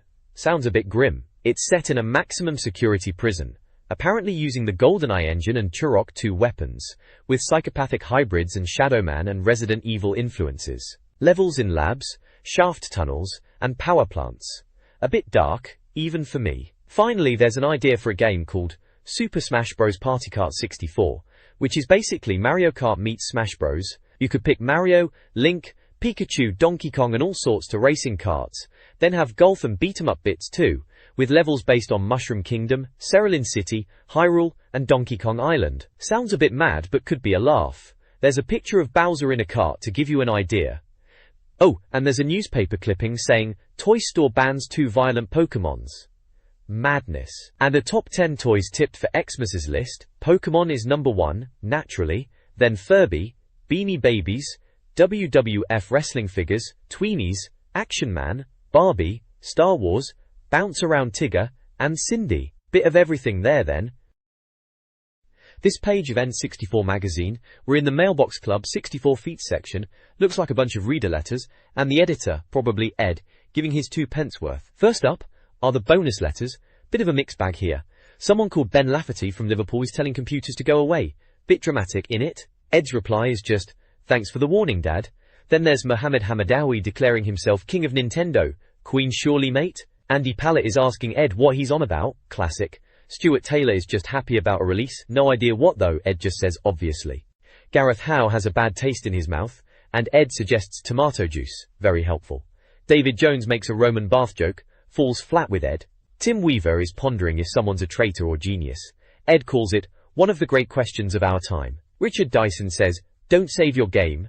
Bit cryptic. Ed just says, we won't. And finally, Chris Horner has a French bit, something about Vote magazine, and Ed just replies, cheers, I think. Rounding it off for the letters is Jade Broughton, asking about beating up her brother. Ed wisely says yeah, but not too hard. And John Sanderson making some non-linear joke that goes right over my head, with Ed just suggesting, Western Supermare Pier perhaps? Typical reader mail, really. Then there's a section called Game Hunting. Scott Russell from London is on about Final Fantasy. Remembers seeing a copy of Final Fantasy games for Game Boy and SNES back in the day, and is wondering why Square Enix never brought any to the N64. He's surprised, especially given they were doing games for PlayStation, and it could have been a fantastic move for the N64. Ed reckons it's all down to those soap opera style storylines and FMV cutscenes in Final Fantasy, which PlayStation was better at. But he hints that for the next Nintendo console, Dolphin, as they were calling it then, they might see Square Enix on board. Always hoping for that Final Fantasy on Nintendo, weren't we? Orrington. Musical. Home and Away is next. Tim King from Doncaster writes in about watching Home and Away with his mum on November 19th, and seeing some kids playing N64. One of the games mentioned was called Grog Monsters. Never heard of that one. Lastly, we've got So Tell Me This. Ben Dickinson from Liverpool wants to know if Rare will ever do an N64 update of RC Pro-Am. Ed reckons it's unlikely but drops a fact that before Diddy Kong Racing, Rare's kart racer was actually called RC Pro-Am 64. Didn't know that. Then someone asks about converters, if they are effective and can harm your N64, and what happened to the Shigsy feature. Ed says it depends what games you use them for. Nintendo have expert security, so maybe not much point, but a new converter could get you NTSC games. As for harm, unlikely. And for Shigsy's feature, page 48 apparently, for the most probing questions, cheeky. Duncan Sanderson from Isle of Wight asks about Die Hard 64 really being on. Ed says no, it was mentioned by other sources, but that's complete cobblers. Fox, the developers, might consider it, but don't expect it soon. Then, someone asks about Mortal Kombat, Special Forces. Ed just asks, what's happened to Mortal Kombat, Special Forces? Bit of a non-answer. Beauford Haynes from London is keen to know about Bomberman 64 too. Ed says the Big C cancelled at least for now. The first Bomberman 64 mythology's got a bit of a rough reception, comparing it to Satan at the Vatican, ouch. Bomberman 64 2, springtime we're told, real return to form apparently, with better single-player and old-school multiplayer deathmatches.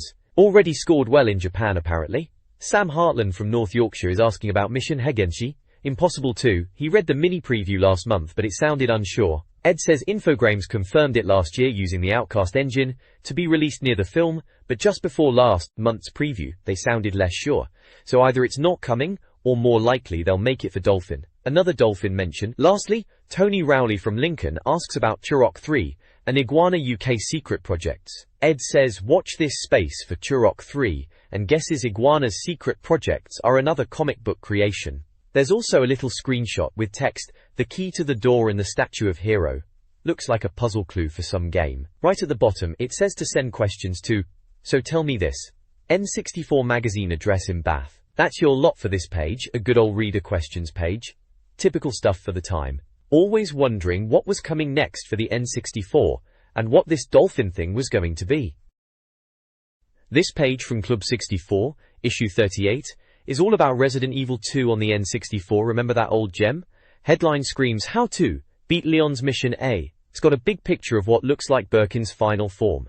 All veiny and nasty. There's a What We Said box that's got a review snippet, they gave it 90%, and a Stargame Award, Bitflash, in it. Apparently, they thought it was a flawless conversion, and scary, deliciously gory, and utterly gripping. High praise indeed back then, especially for the N64 handling a PlayStation game. Apparently, there are a couple of little screenshots showing gameplay. One shows Leon facing a zombie in a corridor, blasting it with a handgun. Another one looks like the train section, and a bit of text says, aim the shotgun up and bam, he's the headless corpseman. Bit violent for a Nintendo mag, wasn't it? Cheshock. Then there's another box saying, these Edgar Allan Poe-style crows are a real liability, and another one saying, just over 4 minutes to see that monster off. Just some little tips, nothing too groundbreaking. Overall, it's a feature on how to get through Resident Evil 2, probably aimed at people struggling with Leon's A scenario. Takes me back, that does. The next page here then we've got a walkthrough for Resident Evil 2 on the N64, right, takes me back? It's one of those guides that takes you through the game, step by step. Written. So, from the start section it's all about getting your initial gear in the gun shop and police station, bits like bullets and a shotgun, standard zombie survival stuff, and using keys to unlock doors, classic Resident Evil. Then on the first floor is moving on to the police station proper, getting more bits and bobs like plugs and keys, seems like you're solving puzzles, and fighting off the undead as you go. They mention lickers, those blighters were always a pain. Finally, outside the station takes you out into the streets, dealing with dogs and spiders. Charming. Looks like you're still collecting plugs and keys to progress. Mentions Ada Wong and Leon, so you're switching characters about as you do in Resi 2. It's a pretty straightforward walkthrough, the sort of thing you'd flick through if you were stuck. Back in the day before the internet was properly everywhere for game tips. Probably saved a few folks from throwing their controllers at the telly in frustration, I reckon. This page shows some how-to guides, classic N64 Magazine stuff, bless 'em. It looks like they're tackling Resident Evil 2, or Biohazard 2, as it was known over in Japan. So, first up is how to avenge Ben. Seems a bit dramatic, even for Resi 2. It's all about taking down this big hulking monster.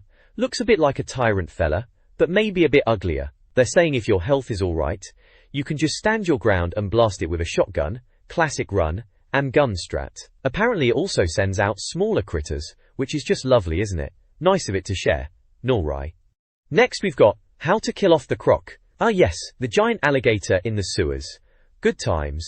The advice is to leg it back to a gas cylinder you've seen earlier, and then shoot the cylinder when the croc tries to eat it. Bit of a daft way to go for a massive reptile, but hey, it's resi.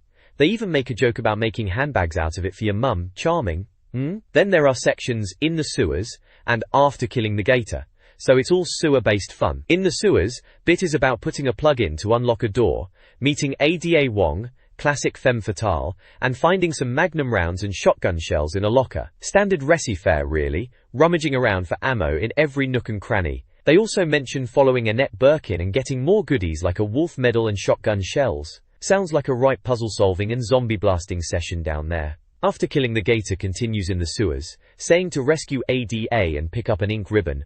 Always important to save your progress back then. Then it's backtracking using medals and powering up a tram. They mention using a flare gun and lighter to get a W-box key, and then getting shotgun parts to upgrade your gun. More magnum rounds, shotgun shells, ink ribbon, and even a factory map are up for grabs. And finally you get a C. Control key from outside on a pad after using the W-box key. Typical resi really. Keys within keys, puzzles on top of puzzles. It was all good fun at the time though, wasn't it? Bit stressful sometimes, mind you. This page here is a walkthrough guide for Resident Evil 2, Leon's Mission A specifically, back on the old N64. It's titled, How to Beat Leon's Mission A in Resident Evil 2, under the banner of Club 64. Looks like they are giving you tips on how to deal with William Birkin not once but twice. The first section, How to See Off William Again, is about dealing with Birkin after he's mutated again. They're recommending the custom shotgun, which is a decent bit of kit in fairness, and running around the tractor to keep some distance. Apparently his claw has a good reach. Who'd have thought it with that massive arm? They say to use herbs and first aid sprays to keep your health up. Standard Resident Evil advice really, and then tend to ADA afterwards, bless her. Next section is At the Lab, which seems to be about getting through a lab section. It mentions grabbing goodies in the security room like a shotgun, magnum, and ammo. Then it's the usual puzzle solving. Open a blue door, find a fuse case for the main fuse, get first aid spray, open a red door, get a flamethrower to deal with some plants, and then use the shaft. Charming. After that, it's shooting liquors for shotgun shells and ink ribbons, opening a shutter, and blasting mutated plants. They mention getting a lab map, magnum rounds, and the MO disc, and suggest using the shotgun for some larvae and nemesis as your computer name. Bit random that last bit. Then, you're told to go back to where you put the main fuse, unlock the blue door, grab another first aid spray, and MO disc. You get the G-virus from Annette, and learn about ADA. Save the game, get more herbs, and replace the shotgun. Finally, use the MO disc in the previous zombie area to get to the elevator. Push the switch, and Bob's your uncle. Tut-tut. The final part, How to See Off William for good, is about putting Birkin down for good hopefully. They suggest equipping the magnum and firing twice to finish him off quickly. Apparently, you are completely safe from harm, which might be pushing it a bit knowing this game. It talks about watching the G-virus take hold, and Birkin transforming again into an even more powerful and agile foe. Great. This is where you get to use the submachine gun. They advise to pump bullets into his body, checking your health after each hit, and watch out for those razor-sharp claws. When he jumps in the air, scamper around to avoid the pounce, and when he's down, calmly turn, point down, and fire into the vine. Keep your health topped up and repeat until the world is safe again, or at least until the credits roll, more like.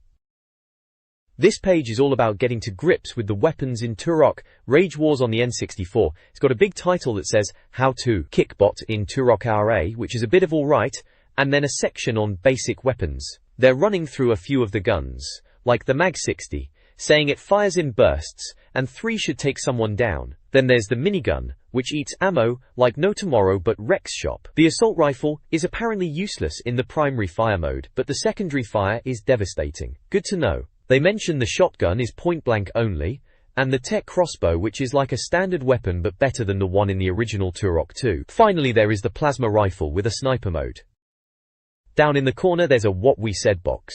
It's for Turok Rage Wars, and they gave it 87% back in issue 35, saying it was a bold experiment and a blast. Remember getting N64 Magazine back then? It was always interesting to see what they thought. 87% is a pretty decent score, must have been alright at the time. though I can't honestly remember playing it that much myself. Seemed like there were always so many shooters coming out on the N64 back then. This page is all about Rage Wars, or GE Wars as they're calling it here. Seems like Acclaim's latest dinosaur-themed blast. They're running through some of the weapons, splitting them into tactical and explosive categories. In the tactical section they've got the flare gun, useful for making enemies run into the green glowing bits apparently. Then there's the inflator, which sounds a bit daft, making enemies bigger before they pop. Bit of a gimmick, that one. The boomerang's in there, described as a bit slow. And the chest burster, which if I'm reading this right, implants alien embryos in enemies. Charming. They've also got the iron claw, a man-trap type thing for corridors, and the sentry gun, always handy for locking down an area. Oh, and the cerebral bore, that old chestnut, still causing 50 points of damage, apparently still fun. Moving on to the explosive weapons, we've got the Scorpion rocket launcher, accurate and devastating they say.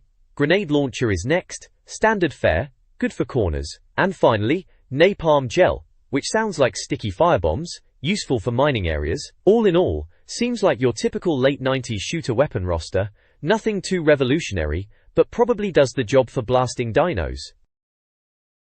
This page then is a bit of a blast from the past, isn't it? It's a how-to guide from N64 Magazine showing us how to become a Worminator in Worms Armageddon. Remember Worms? Proper laugh riot that game was. Warrington. So they reckoned it was incredibly violent but also incredibly cute, which is about right actually. And yeah, back then it was definitely one of the most original 4-player games you could get your hands on, proper classic. They gave it a solid 85% as well, not bad at all. Then they've got some tactics, general tips mind you, things like kamikaze. If you've got a load of worms bunched up, don't be shy about sacrificing one of your own to take them all out. Confirmed kill is about making sure you get that guaranteed kill if you can, and mass murder, which is basically using dynamite or holy hand grenades on groups of worms huddled together, especially near water for a chain reaction. Standard Worms mayhem really, nothing groundbreaking but solid advice for any budding Worminator. This page is all about getting good at Worms Armageddon on the N64, remember that? It's in that Club's 64 section. Right, so it's giving you some tactics general, like you're some kind of military strategist playing Worms. First up is free turn, which is basically saying don't waste your ninja ropes and jetpacks early on. Hold on to them until the water starts rising, then you can be all fancy collecting weapon crates and dropping in on unsuspecting worms. Apparently you can still use proper weapons after, so that's nice of them to clarify. Then there's Worm Hat for deathmatch. This is a classic cheap tactic really, sticking a worm hat on an enemy to stop the computer targeting them. It says not to hat everyone though, otherwise you'll run out of targets yourself. Subtle, eh? Switch is about swapping between your worms, which they admit is frowned upon by the worms purists. Yeah right. But against the computer when things get tough, they reckon it's fine to keep switching to ensure you get those early kills. Cheeky, gate. Tom is a nasty one, trapping worms in caves with girders. Apparently even smart computer worms will waste turns trying to dig out. Bit mean, but effective I suppose. Airstrikes last is pretty self-explanatory. Save your airstrikes for when you've got a good cluster of enemies, especially on those mine-infested maps. Or, you know, just to finish off those worms that are already practically dead. Moving on to multiplayer tactics, Backboards is all about using girders to bounce your grenades and cluster bombs off when you're stuck on opposite sides of the map. Like a wormy version of basketball apparently.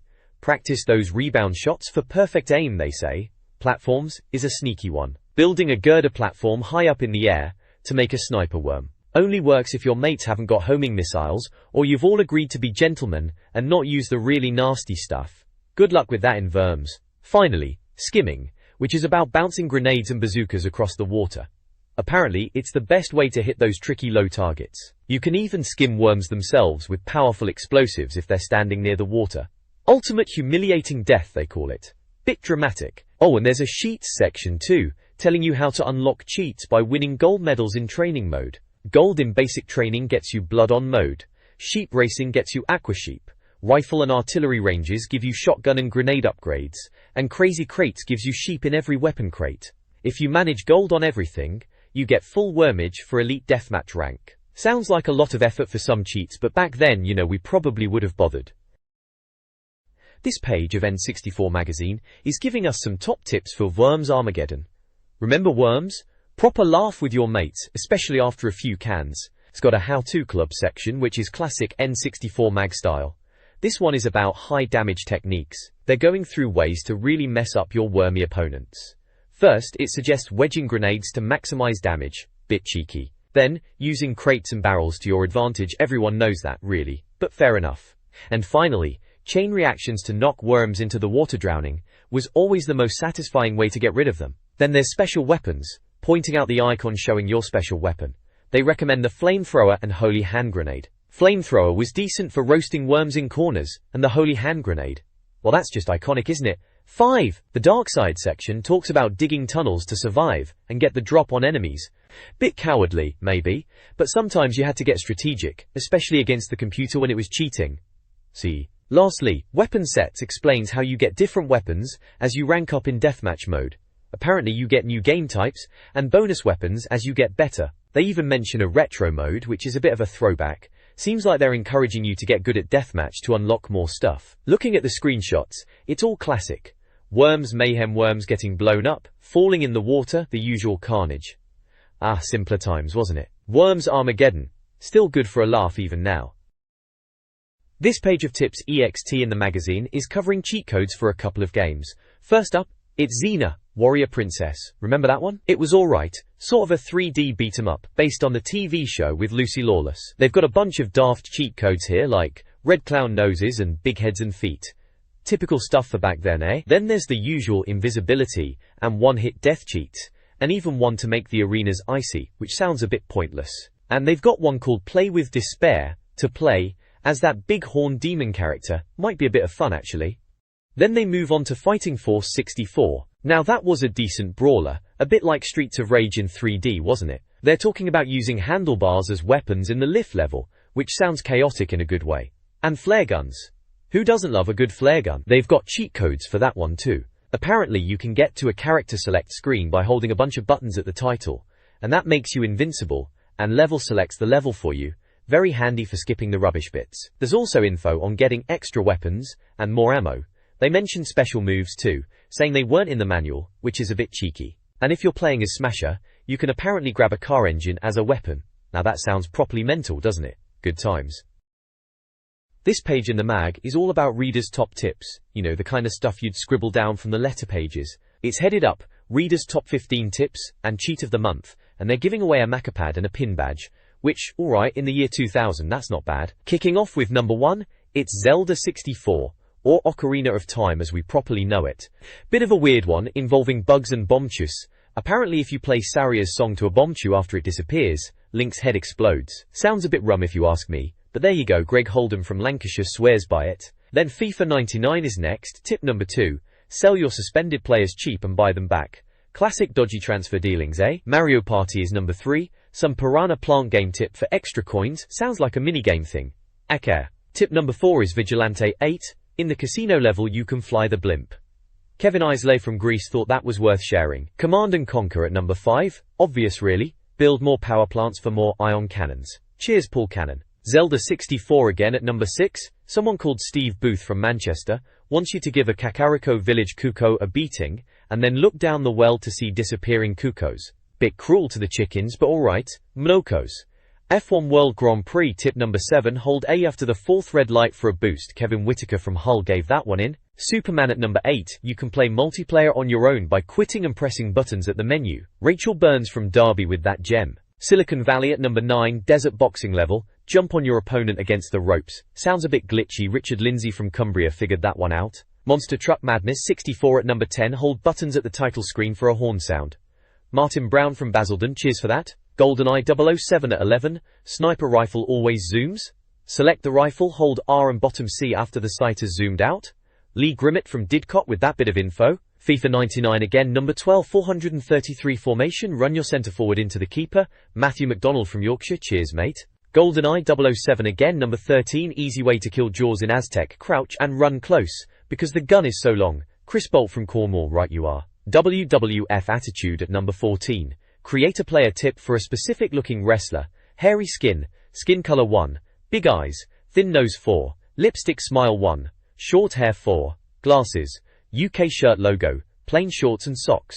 Bit specific. James Cook from Cardiff, fair enough. Top Gear Overdrive rounds it off at number 15, driving through a waterfall shortcut. No name or address for that one, bit mysterious. Fair enough. There's a form at the bottom to send in your own top tips with name and address, if you found an interesting cheat tip, secret bit or quirky thing to do. And if they use it, you get a flash pin badge. Don't know if I ever sent one in myself, probably just read these and tried them out back in the day. This page of Dr. Kit's Game Clinic in N64 Magazine is here to sort out your gaming woes, like a digital agony uncle. It's got Dr. Kit's, pictured here looking rather serious in his white coat, ready to prescribe some medicine for your N64 related problems. First up, Michael from High Wycombe is struggling with FIFA 99.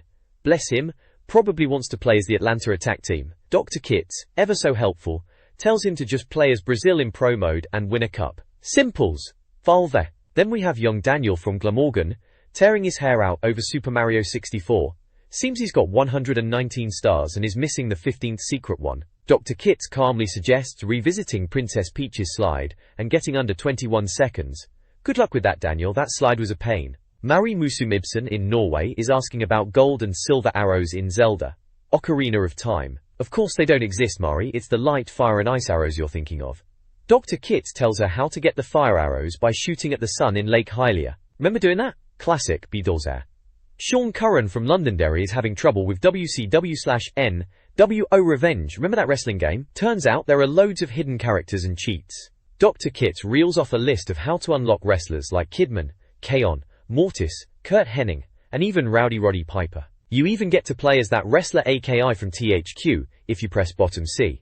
Blimey, that's a lot of button combos to remember. C-Sige. Finally, Graham Rutledge from Company. Donegal is stuck in GoldenEye 007, specifically the control level. He can't find the mainframes after protecting Natalia. Dr. Kit, in a rather blunt manner, basically says, "There are 6 mainframes, you numpty," and tells him where to find them all: ground floor, first floor, turret room, and the last one after Natalia's done her keyboard tapping. At the bottom there's a "Got a Gaming Query" section, a form to fill out and send to Dr. Kit at N64 Magazine in Bath. If you were properly stuck on something back then, you'd actually cut this out and post it, wouldn't you? Madness really, when you think about it now. Still, good times. This page is a right blast from the past, isn't it? Looks like we've got a spread here called Game On in N64 Magazine. It's all about 8 challenges to test if you're a proper gaming god. They're having a laugh, of course, but it's a bit of fun. Warrington Norse, down the left side, we start off with GoldenEye 007, Laser Quest. Classic stuff. Ashley Jones from Peterborough's cooked this one up, says you need the all-weapons cheat and Moonraker laser. The challenge is to shoot guards, but make sure the difference between kills and shots is high. They reckon you get medals depending on the difference: bronze for 8, silver for 14 and gold for 20. Thinking back, GoldenEye multiplayer was the absolute king back then, wasn't it? Hours spent in front of tiny tellies with mates. Next up is Super Mario 64 Cooper Canter. Luke Paisley of Kent has set this one. You're on Bob OMB Battlefield, need 3 stars at least, and you're stomping Koopa Troopers and jumping on their shells to travel around the level without warping. Medals for reaching Bob OMB Canyon, top of the mountain and Bob OMB Tree. Mario 64, what a game. Blew everyone's minds when it came out, proper 3D platforming for the first time really. Over on the right, we've got Diddy Kong Racing, Starry Fight. Eskil Vestre from Norway is behind this one. It's on Star City track, 3 or 4 players, and you're flying to the cloud buildings to land on platforms. Once you're there, it's missile mayhem to knock each other off. Medals for surviving 60, 90, or 120 seconds. Diddy Kong Racing was a decent kart racer back then, always in Mario Kart 64 Shadow, mind you. Cheshire. Lastly, it's IS-98, Go Go Goalie. David Rowe from Wrexham's challenge this time. Pick the worst team, Uzbekistan, and play level 5 difficulty against a top team like Brazil. Pass back to your goalie, and count how many opposition players you can dribble past using only the analog stick. Medals for 5, 10 or 15 players beaten. ISS, or International Superstar Soccer, was Konami's football game. A bit different to FIFA, more arcadey, some people swore by it. Level 5 difficulty against Brazil with Uzbekistan sounds properly brutal though. Corinen. So yeah, a page of challenges to try out on your N64 with your mates, all good retro fun. Makes you want to dig out the old console, doesn't it? This page in N64 Magazine, right, it's all about daft challenges for your favourite games, proper retro fun this. They've got a few here to get us started. Dakar. First up is F1 World Grand Prix, remember that one? The challenge is called Head On Horror, and it's as simple as it sounds. Drive the track backwards, Magny-Cause no less. See how many laps you can manage before binning it. gold, silver and bronze medals for managing 4, 3 or 2 laps, which sounds like a laugh, and probably controllers mashingly frustrating. Then there's GoldenEye 007, naturally. A Lotta bottle is the name, and it's multiplayer on facility. The idea is to use the bottles for cover, in that bottling room bit, but you can't hide behind one for too long. Kills are the metric here, 25 for gold, 15 for silver, 10 for bronze. Sounds like a recipe for a right laugh with your mates, proper GoldenEye chaos. Next, Banjo-Kazooie gets a look in with Hilo. Treasure Trove Cove, that lovely beach level. You have to use the infinite feathers cheat to fly around, and butt bash targets inside a chest, top of the lighthouse, and the big X on the beach. Bit of silly fun there, showing off your platforming skills in a slightly daft way.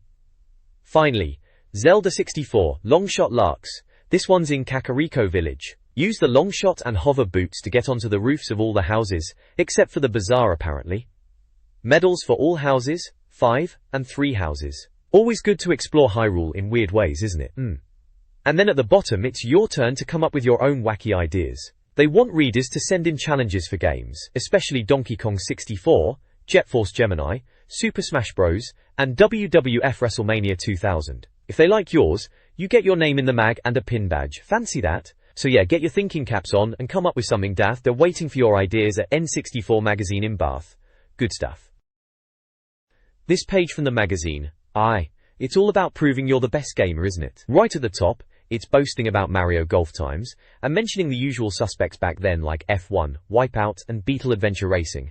Proper games they were. Then there's a bit about Super Smash Bros, name-dropping all the characters like Mario, Donkey Kong, Yoshi, Kirby, Link, Fox and Pikachu. Everyone was hyped for Smash Bros back then.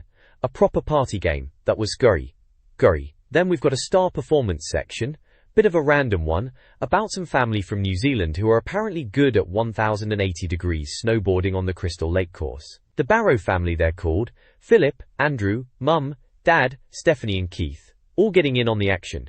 Good on 'em. Next up, new high score. Someone called James Cunnington from Harrogate, bless him, got a cracking time on World Driver on the Kyoto A-track. Must have been chuffed with that. It mentions Interact, and their Macopad 64 controller too. Then there's this month's Time to Beat section, and it's all about Smash Bros again, saying it's finally out in the UK. They're challenging people to beat the bonus 2 practice session in under 30 seconds using Saramus. Sounds tricky, alright, Kekari. And finally, down the right hand side, it's all Mario Golf Times. Tables for different courses like Toad Highlands, Yoshi's Island, Cooper Park, Boo Valley, Shy Guy Desert, and Mario's Star. Loads of names listed with their times and locations. Places like Washington, Newcastle upon Tyne, Leighton Buzzard, Salisbury, Bedale, Gloucester, Hartlepool, Suffolk. Proper list of top players for Mario Golf, showing off their skills, weren't we all back then? Good times. This page is about the past show, and it's having a bit of a giggle at Nintendo digging up some skeletons from their closet, games they probably wish you'd forget about. It's written by Mark Green, and he's saying that while everyone thinks Mario, Link, Wario and Yoshi have always been top tier, Nintendo's got some dodgy titles hidden away. There's a screenshot of what looks like a Super Mario World style game, but maybe not quite as polished, with a scribble next to it saying Koopa always fighting. Then there's another picture of Pikachu, in what looks like a very early 3D game, maybe one of those first attempts at bringing Pokemon into 3D. It's all about the games Nintendo doesn't want you to see, hinting that not everything they've put out over the years has been a stone-cold classic. Makes you wonder what kind of horrors they're talking about, doesn't it? Back then, before the GameCube came along, there were definitely a few games on the SNES and even earlier that weren't exactly masterpieces, but they were part of the fun of gaming at the time, weren't they? This page in N64 Magazine, February 2000, is having a right old chuckle at some games from the past, calling it The Past Show. It's focused on the Philips CDI Zelda games, which, let's be honest, most of us tried to forget about. First up is Link the Faces of Evil from '92. They're saying it was all down to a dodgy deal between Nintendo and Philips. Apparently it was meant to be 3 Zelda games, and it sounds like a proper disaster. They describe it as just average 2D platforming with clunky controls and puzzles that are so simple, they're painful. The animated cutscenes were apparently awful too, with Link and Zelda acting like American teenagers, which is just wrong. They even reckon it was so bad it made Shigeru Miyamoto cry, which is a bit dramatic, but you get the picture. There's a picture showing what looks like Mario and Luigi but all Zeldified, which is a bit odd, and frankly, not a good sign. Jory. Then there's Wand of Gamelon, also from '92. They're calling it another hurtful addition from Philips, so they're not holding back. It sounds like more of the same tedious gameplay, running left to right, slashing, and puzzles that are basically the same as Faces of Evil. They even say the cutscenes were rubbish, and in one, the Triforce looks like a Quality Street chocolate, which is just embarrassing for Zelda. Finally, there's Zelda's Adventure, from '93. Apparently this was the last of this terrible CDI trilogy, and Nintendo and Philips haven't spoken since, which probably tells you everything. This time Zelda is the main character, which is something I suppose. They say the developers finally went for a top-down view, like a proper Zelda game, but they used real actors instead of cartoons, which sounds utterly bizarre. They even mention Zelda being played by an actress, in what they reckon was a cheap Alice in Wonderland costume. The game world is called Tolamak, which is Camelot backwards. How very clever. There are a couple of screenshots, one of the top-down view, and another, of this live-action Zelda, and it just looks, well, not very Zelda, does it? Just a bit of a mess, really. This page in N64 Magazine, right, it's a blast from the past, isn't it? Looking back at some of the Mario games, proper retro stuff now. We're talking about titles like Dr. Mario, back from 1990, on the NES and Game Boy. Remember Tetris Mania? Everyone was trying to copy it. And Dr. Mario was Nintendo's go. Jiggly viruses instead of blocks, Mario in a doctor's coat, throwing pills about. It was alright, I suppose, a decent puzzler, but Tetris it wasn't. Then there's Mario Teaches Typing from '91. Yeah, really. In the early PC days, everyone needed to learn to type, and what better way than with Mario? Traditional platformer style, but with letters instead of jumps. It was a bit of a strange one, I have to admit, trying to make education fun. Don't know if it worked, but hey, Mario was everywhere back then. Warrington Norse, Hotel Mario for the Philips, CDI from 1992. Oh dear. Philips, eh? They got the Zelda rights too, didn't they? Mistake. Bowser pinching hotels, 2D screens, all the usual baddies. Apparently it was a bit rubbish, wandering in and out of doors. No surprise the CDI went belly up, really. Worse, Mario's Fundamentals from '94 on PC. Another educational one. Nintendo was really pushing Mario's likeness onto everything at this point. Dominoes or drafts with Mario? Not really my cup of tea. Apparently Mario pesters you with irritating phrases. Sounds dreadful. Mario's Time Machine. Also '93, and on SNES, NES, and PC. More edutainment. Sequel to Mario is Missing apparently. Historical artifacts. Sounds like a right snooze fest. Software Toolworks, they did this one, and Mario is Missing. Not exactly Super Mario World, were they? Portraits of DK and Koopa, on museum walls. Doesn't sound too exciting. Mario's Early Years from '94, PC again. More for the kiddies. Preschool fun with letters and fun with numbers. Trying to keep the little ones quiet, I guess. Tedious rote learning, apparently. The Ohio Department of Education even said it made kids passive. Not exactly glowing reviews. Then right at the bottom, Mario Bros. From '83 arcade days. Proper old school. Luigi and Mario, pipe fixes. Before they were super. Fireballs and stomping turtles. Proper old school arcade action. Simple, but fun for a bit. Flipping Koopas onto their shells. Classic. But, apparently, the inertia was a bit crippling with Luigi slipping off platforms, they said. Probably made you chuck a few coins in back in the day though. Oh, and there's a Luigi section here as well. Mario is Missing, from '93 on SNES, NES and PC. Early '90s edutainment's trend again. Luigi's hunt for his kidnapped brother. Sherlock Luigi. Sewer pipes. Turtles. Traveling the world. Visuals from Super Mario World, but Luigi skipping down city roads. Questionable educational value, they reckon. Sounds about right. This page in the magazine takes a look back at some of the puzzle games starring Yoshi and Wario from the early '90s. You know, back when everyone was still trying to capture that Tetris magic. First up is Yoshi on the NES from '92. Apparently Nintendo was still chasing the puzzle game craze, and this was their uninspired offering. The reviewer reckons it was just about the most boring puzzle game ever made, with pairs of Nintendo characters falling from the top. It even had a painful, slow version of Snap in it. Sounds like a real stinker, and something you might return as an unwanted Christmas gift. Then there's Yoshi's Safari on the SNES from '93.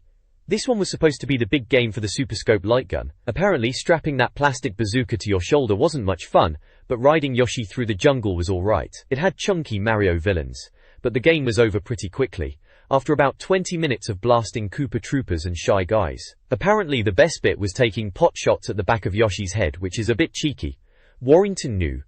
Next we have Yoshi's Cookie, also from '93, on both NES and SNES. Another Tetris clone, surprise surprise. This time with cookies instead of blocks. They reckon it was a tedious clone, with cookies spilling onto the screen and needing to rotate rows and columns to match them. Playing with biscuits instead of bricks sounds a bit daft, and apparently it was easy to get stuck. But hey, at least you got to see little Mario dressed as a chef as a bonus. Oh yeah. Moving on to Wario, we've got Wario's Woods from '92, on SNES, NES and even Game Boy. This was another half-hearted attempt to do Tetris, but this time with Mario refusing to star. They threw everything at this puzzle game. Fairies, crows, dinosaurs, bombs, rabbits, little Toad and Wario himself. Sounds like a right mess, and apparently it was too confusing, as they gave up on it pretty quickly. Something about a bomb and a vibrating bunny, which sounds a bit odd. Lastly, there's Mario and Wario on the SNES, also from '92.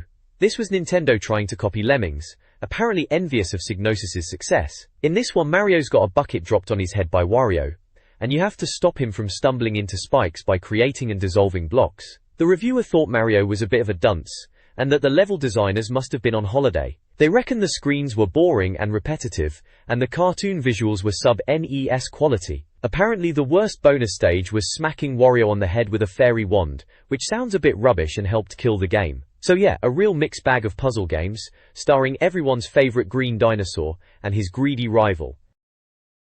This page is teasing what's coming up in the next issue of N64 Magazine, issue 38 it looks like. Big bold letters shouting top secret and unmissable, like they've got the crown jewels in there. It's got a question mark block, classic Nintendo style, hinting at some big mystery reveal for the N64 next month. They are really playing it up, saying it's so secret they can't even talk about it, and it's the most exciting thing to happen to Nintendo in years. Bit much maybe, but they want you to buy the next issue, don't they?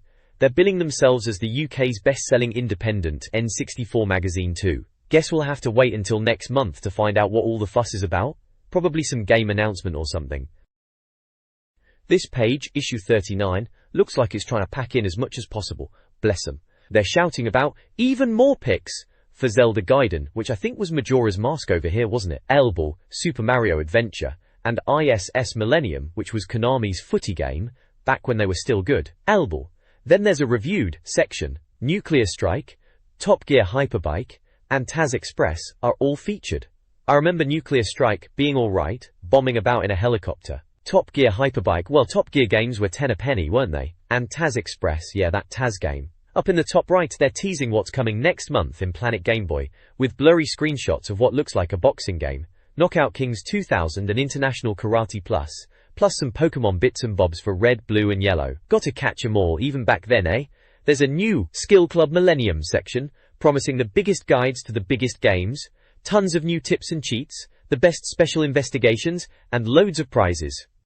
Sounds like typical magazine filler to keep you hooked, doesn't it? And of course, unrivaled Pokemon coverage, because it was still a massive thing. Then there's a big yellow splodge shouting, plus, absolutely free. Gotta love a freebie. It's a double game guide, absolutely indispensable apparently. For Jet Force Gemini and Super Smash Bros. Can't say no to a free guide, even if half the time they were out of date before you got the mag home. Finally it says it's on sale Monday the 21st of February. February 2000, that takes me back. Simpler times, eh? This page features an article looking back at Wipeout 64 for the N64, reckoning it was a bit of a coup back in November 1998 when it landed on the console, especially considering Wipeout is usually associated with the PlayStation. According to the magazine, it was the best Wipeout at the time, even better than the original and Wipeout 2097. They mention the graphics being smoother and faster on the N64, and the tracks being tougher. They do admit to some pop-up in the graphics, but say you could ignore it because the game was so smooth. They also point out that the air brakes were essential, otherwise you'd be scraping along the walls. There are a few screenshots of Wipeout 64 dotted around the page showing the futuristic racing in action. The magazine seems to think it was a cracking game overall, despite not having 4-player like Wipeout 3 on the PlayStation, and compares it favorably to F-Zero X. Over on the right of the page, there's the index for this issue, issue 38. Looks like the usual mix of stuff you'd expect. There's reviews for Army Men, Asteroids Banjo-Tooie, Billy Bob's Hunting and Fishing, Castlevania 2, Dragon Warrior Monsters, Mickey's Racing Adventure, NBA Live 2000, PGA European Tour Golf, Ready 2 Rumble Boxing, Ridge Racer 64, South Park Rally, and Top Gear Rally 2. Previews include Battlezone, Daikatana, Duck Dodgers, Kirby's Dream Land 64, and Renegade Racers, and Taz Express.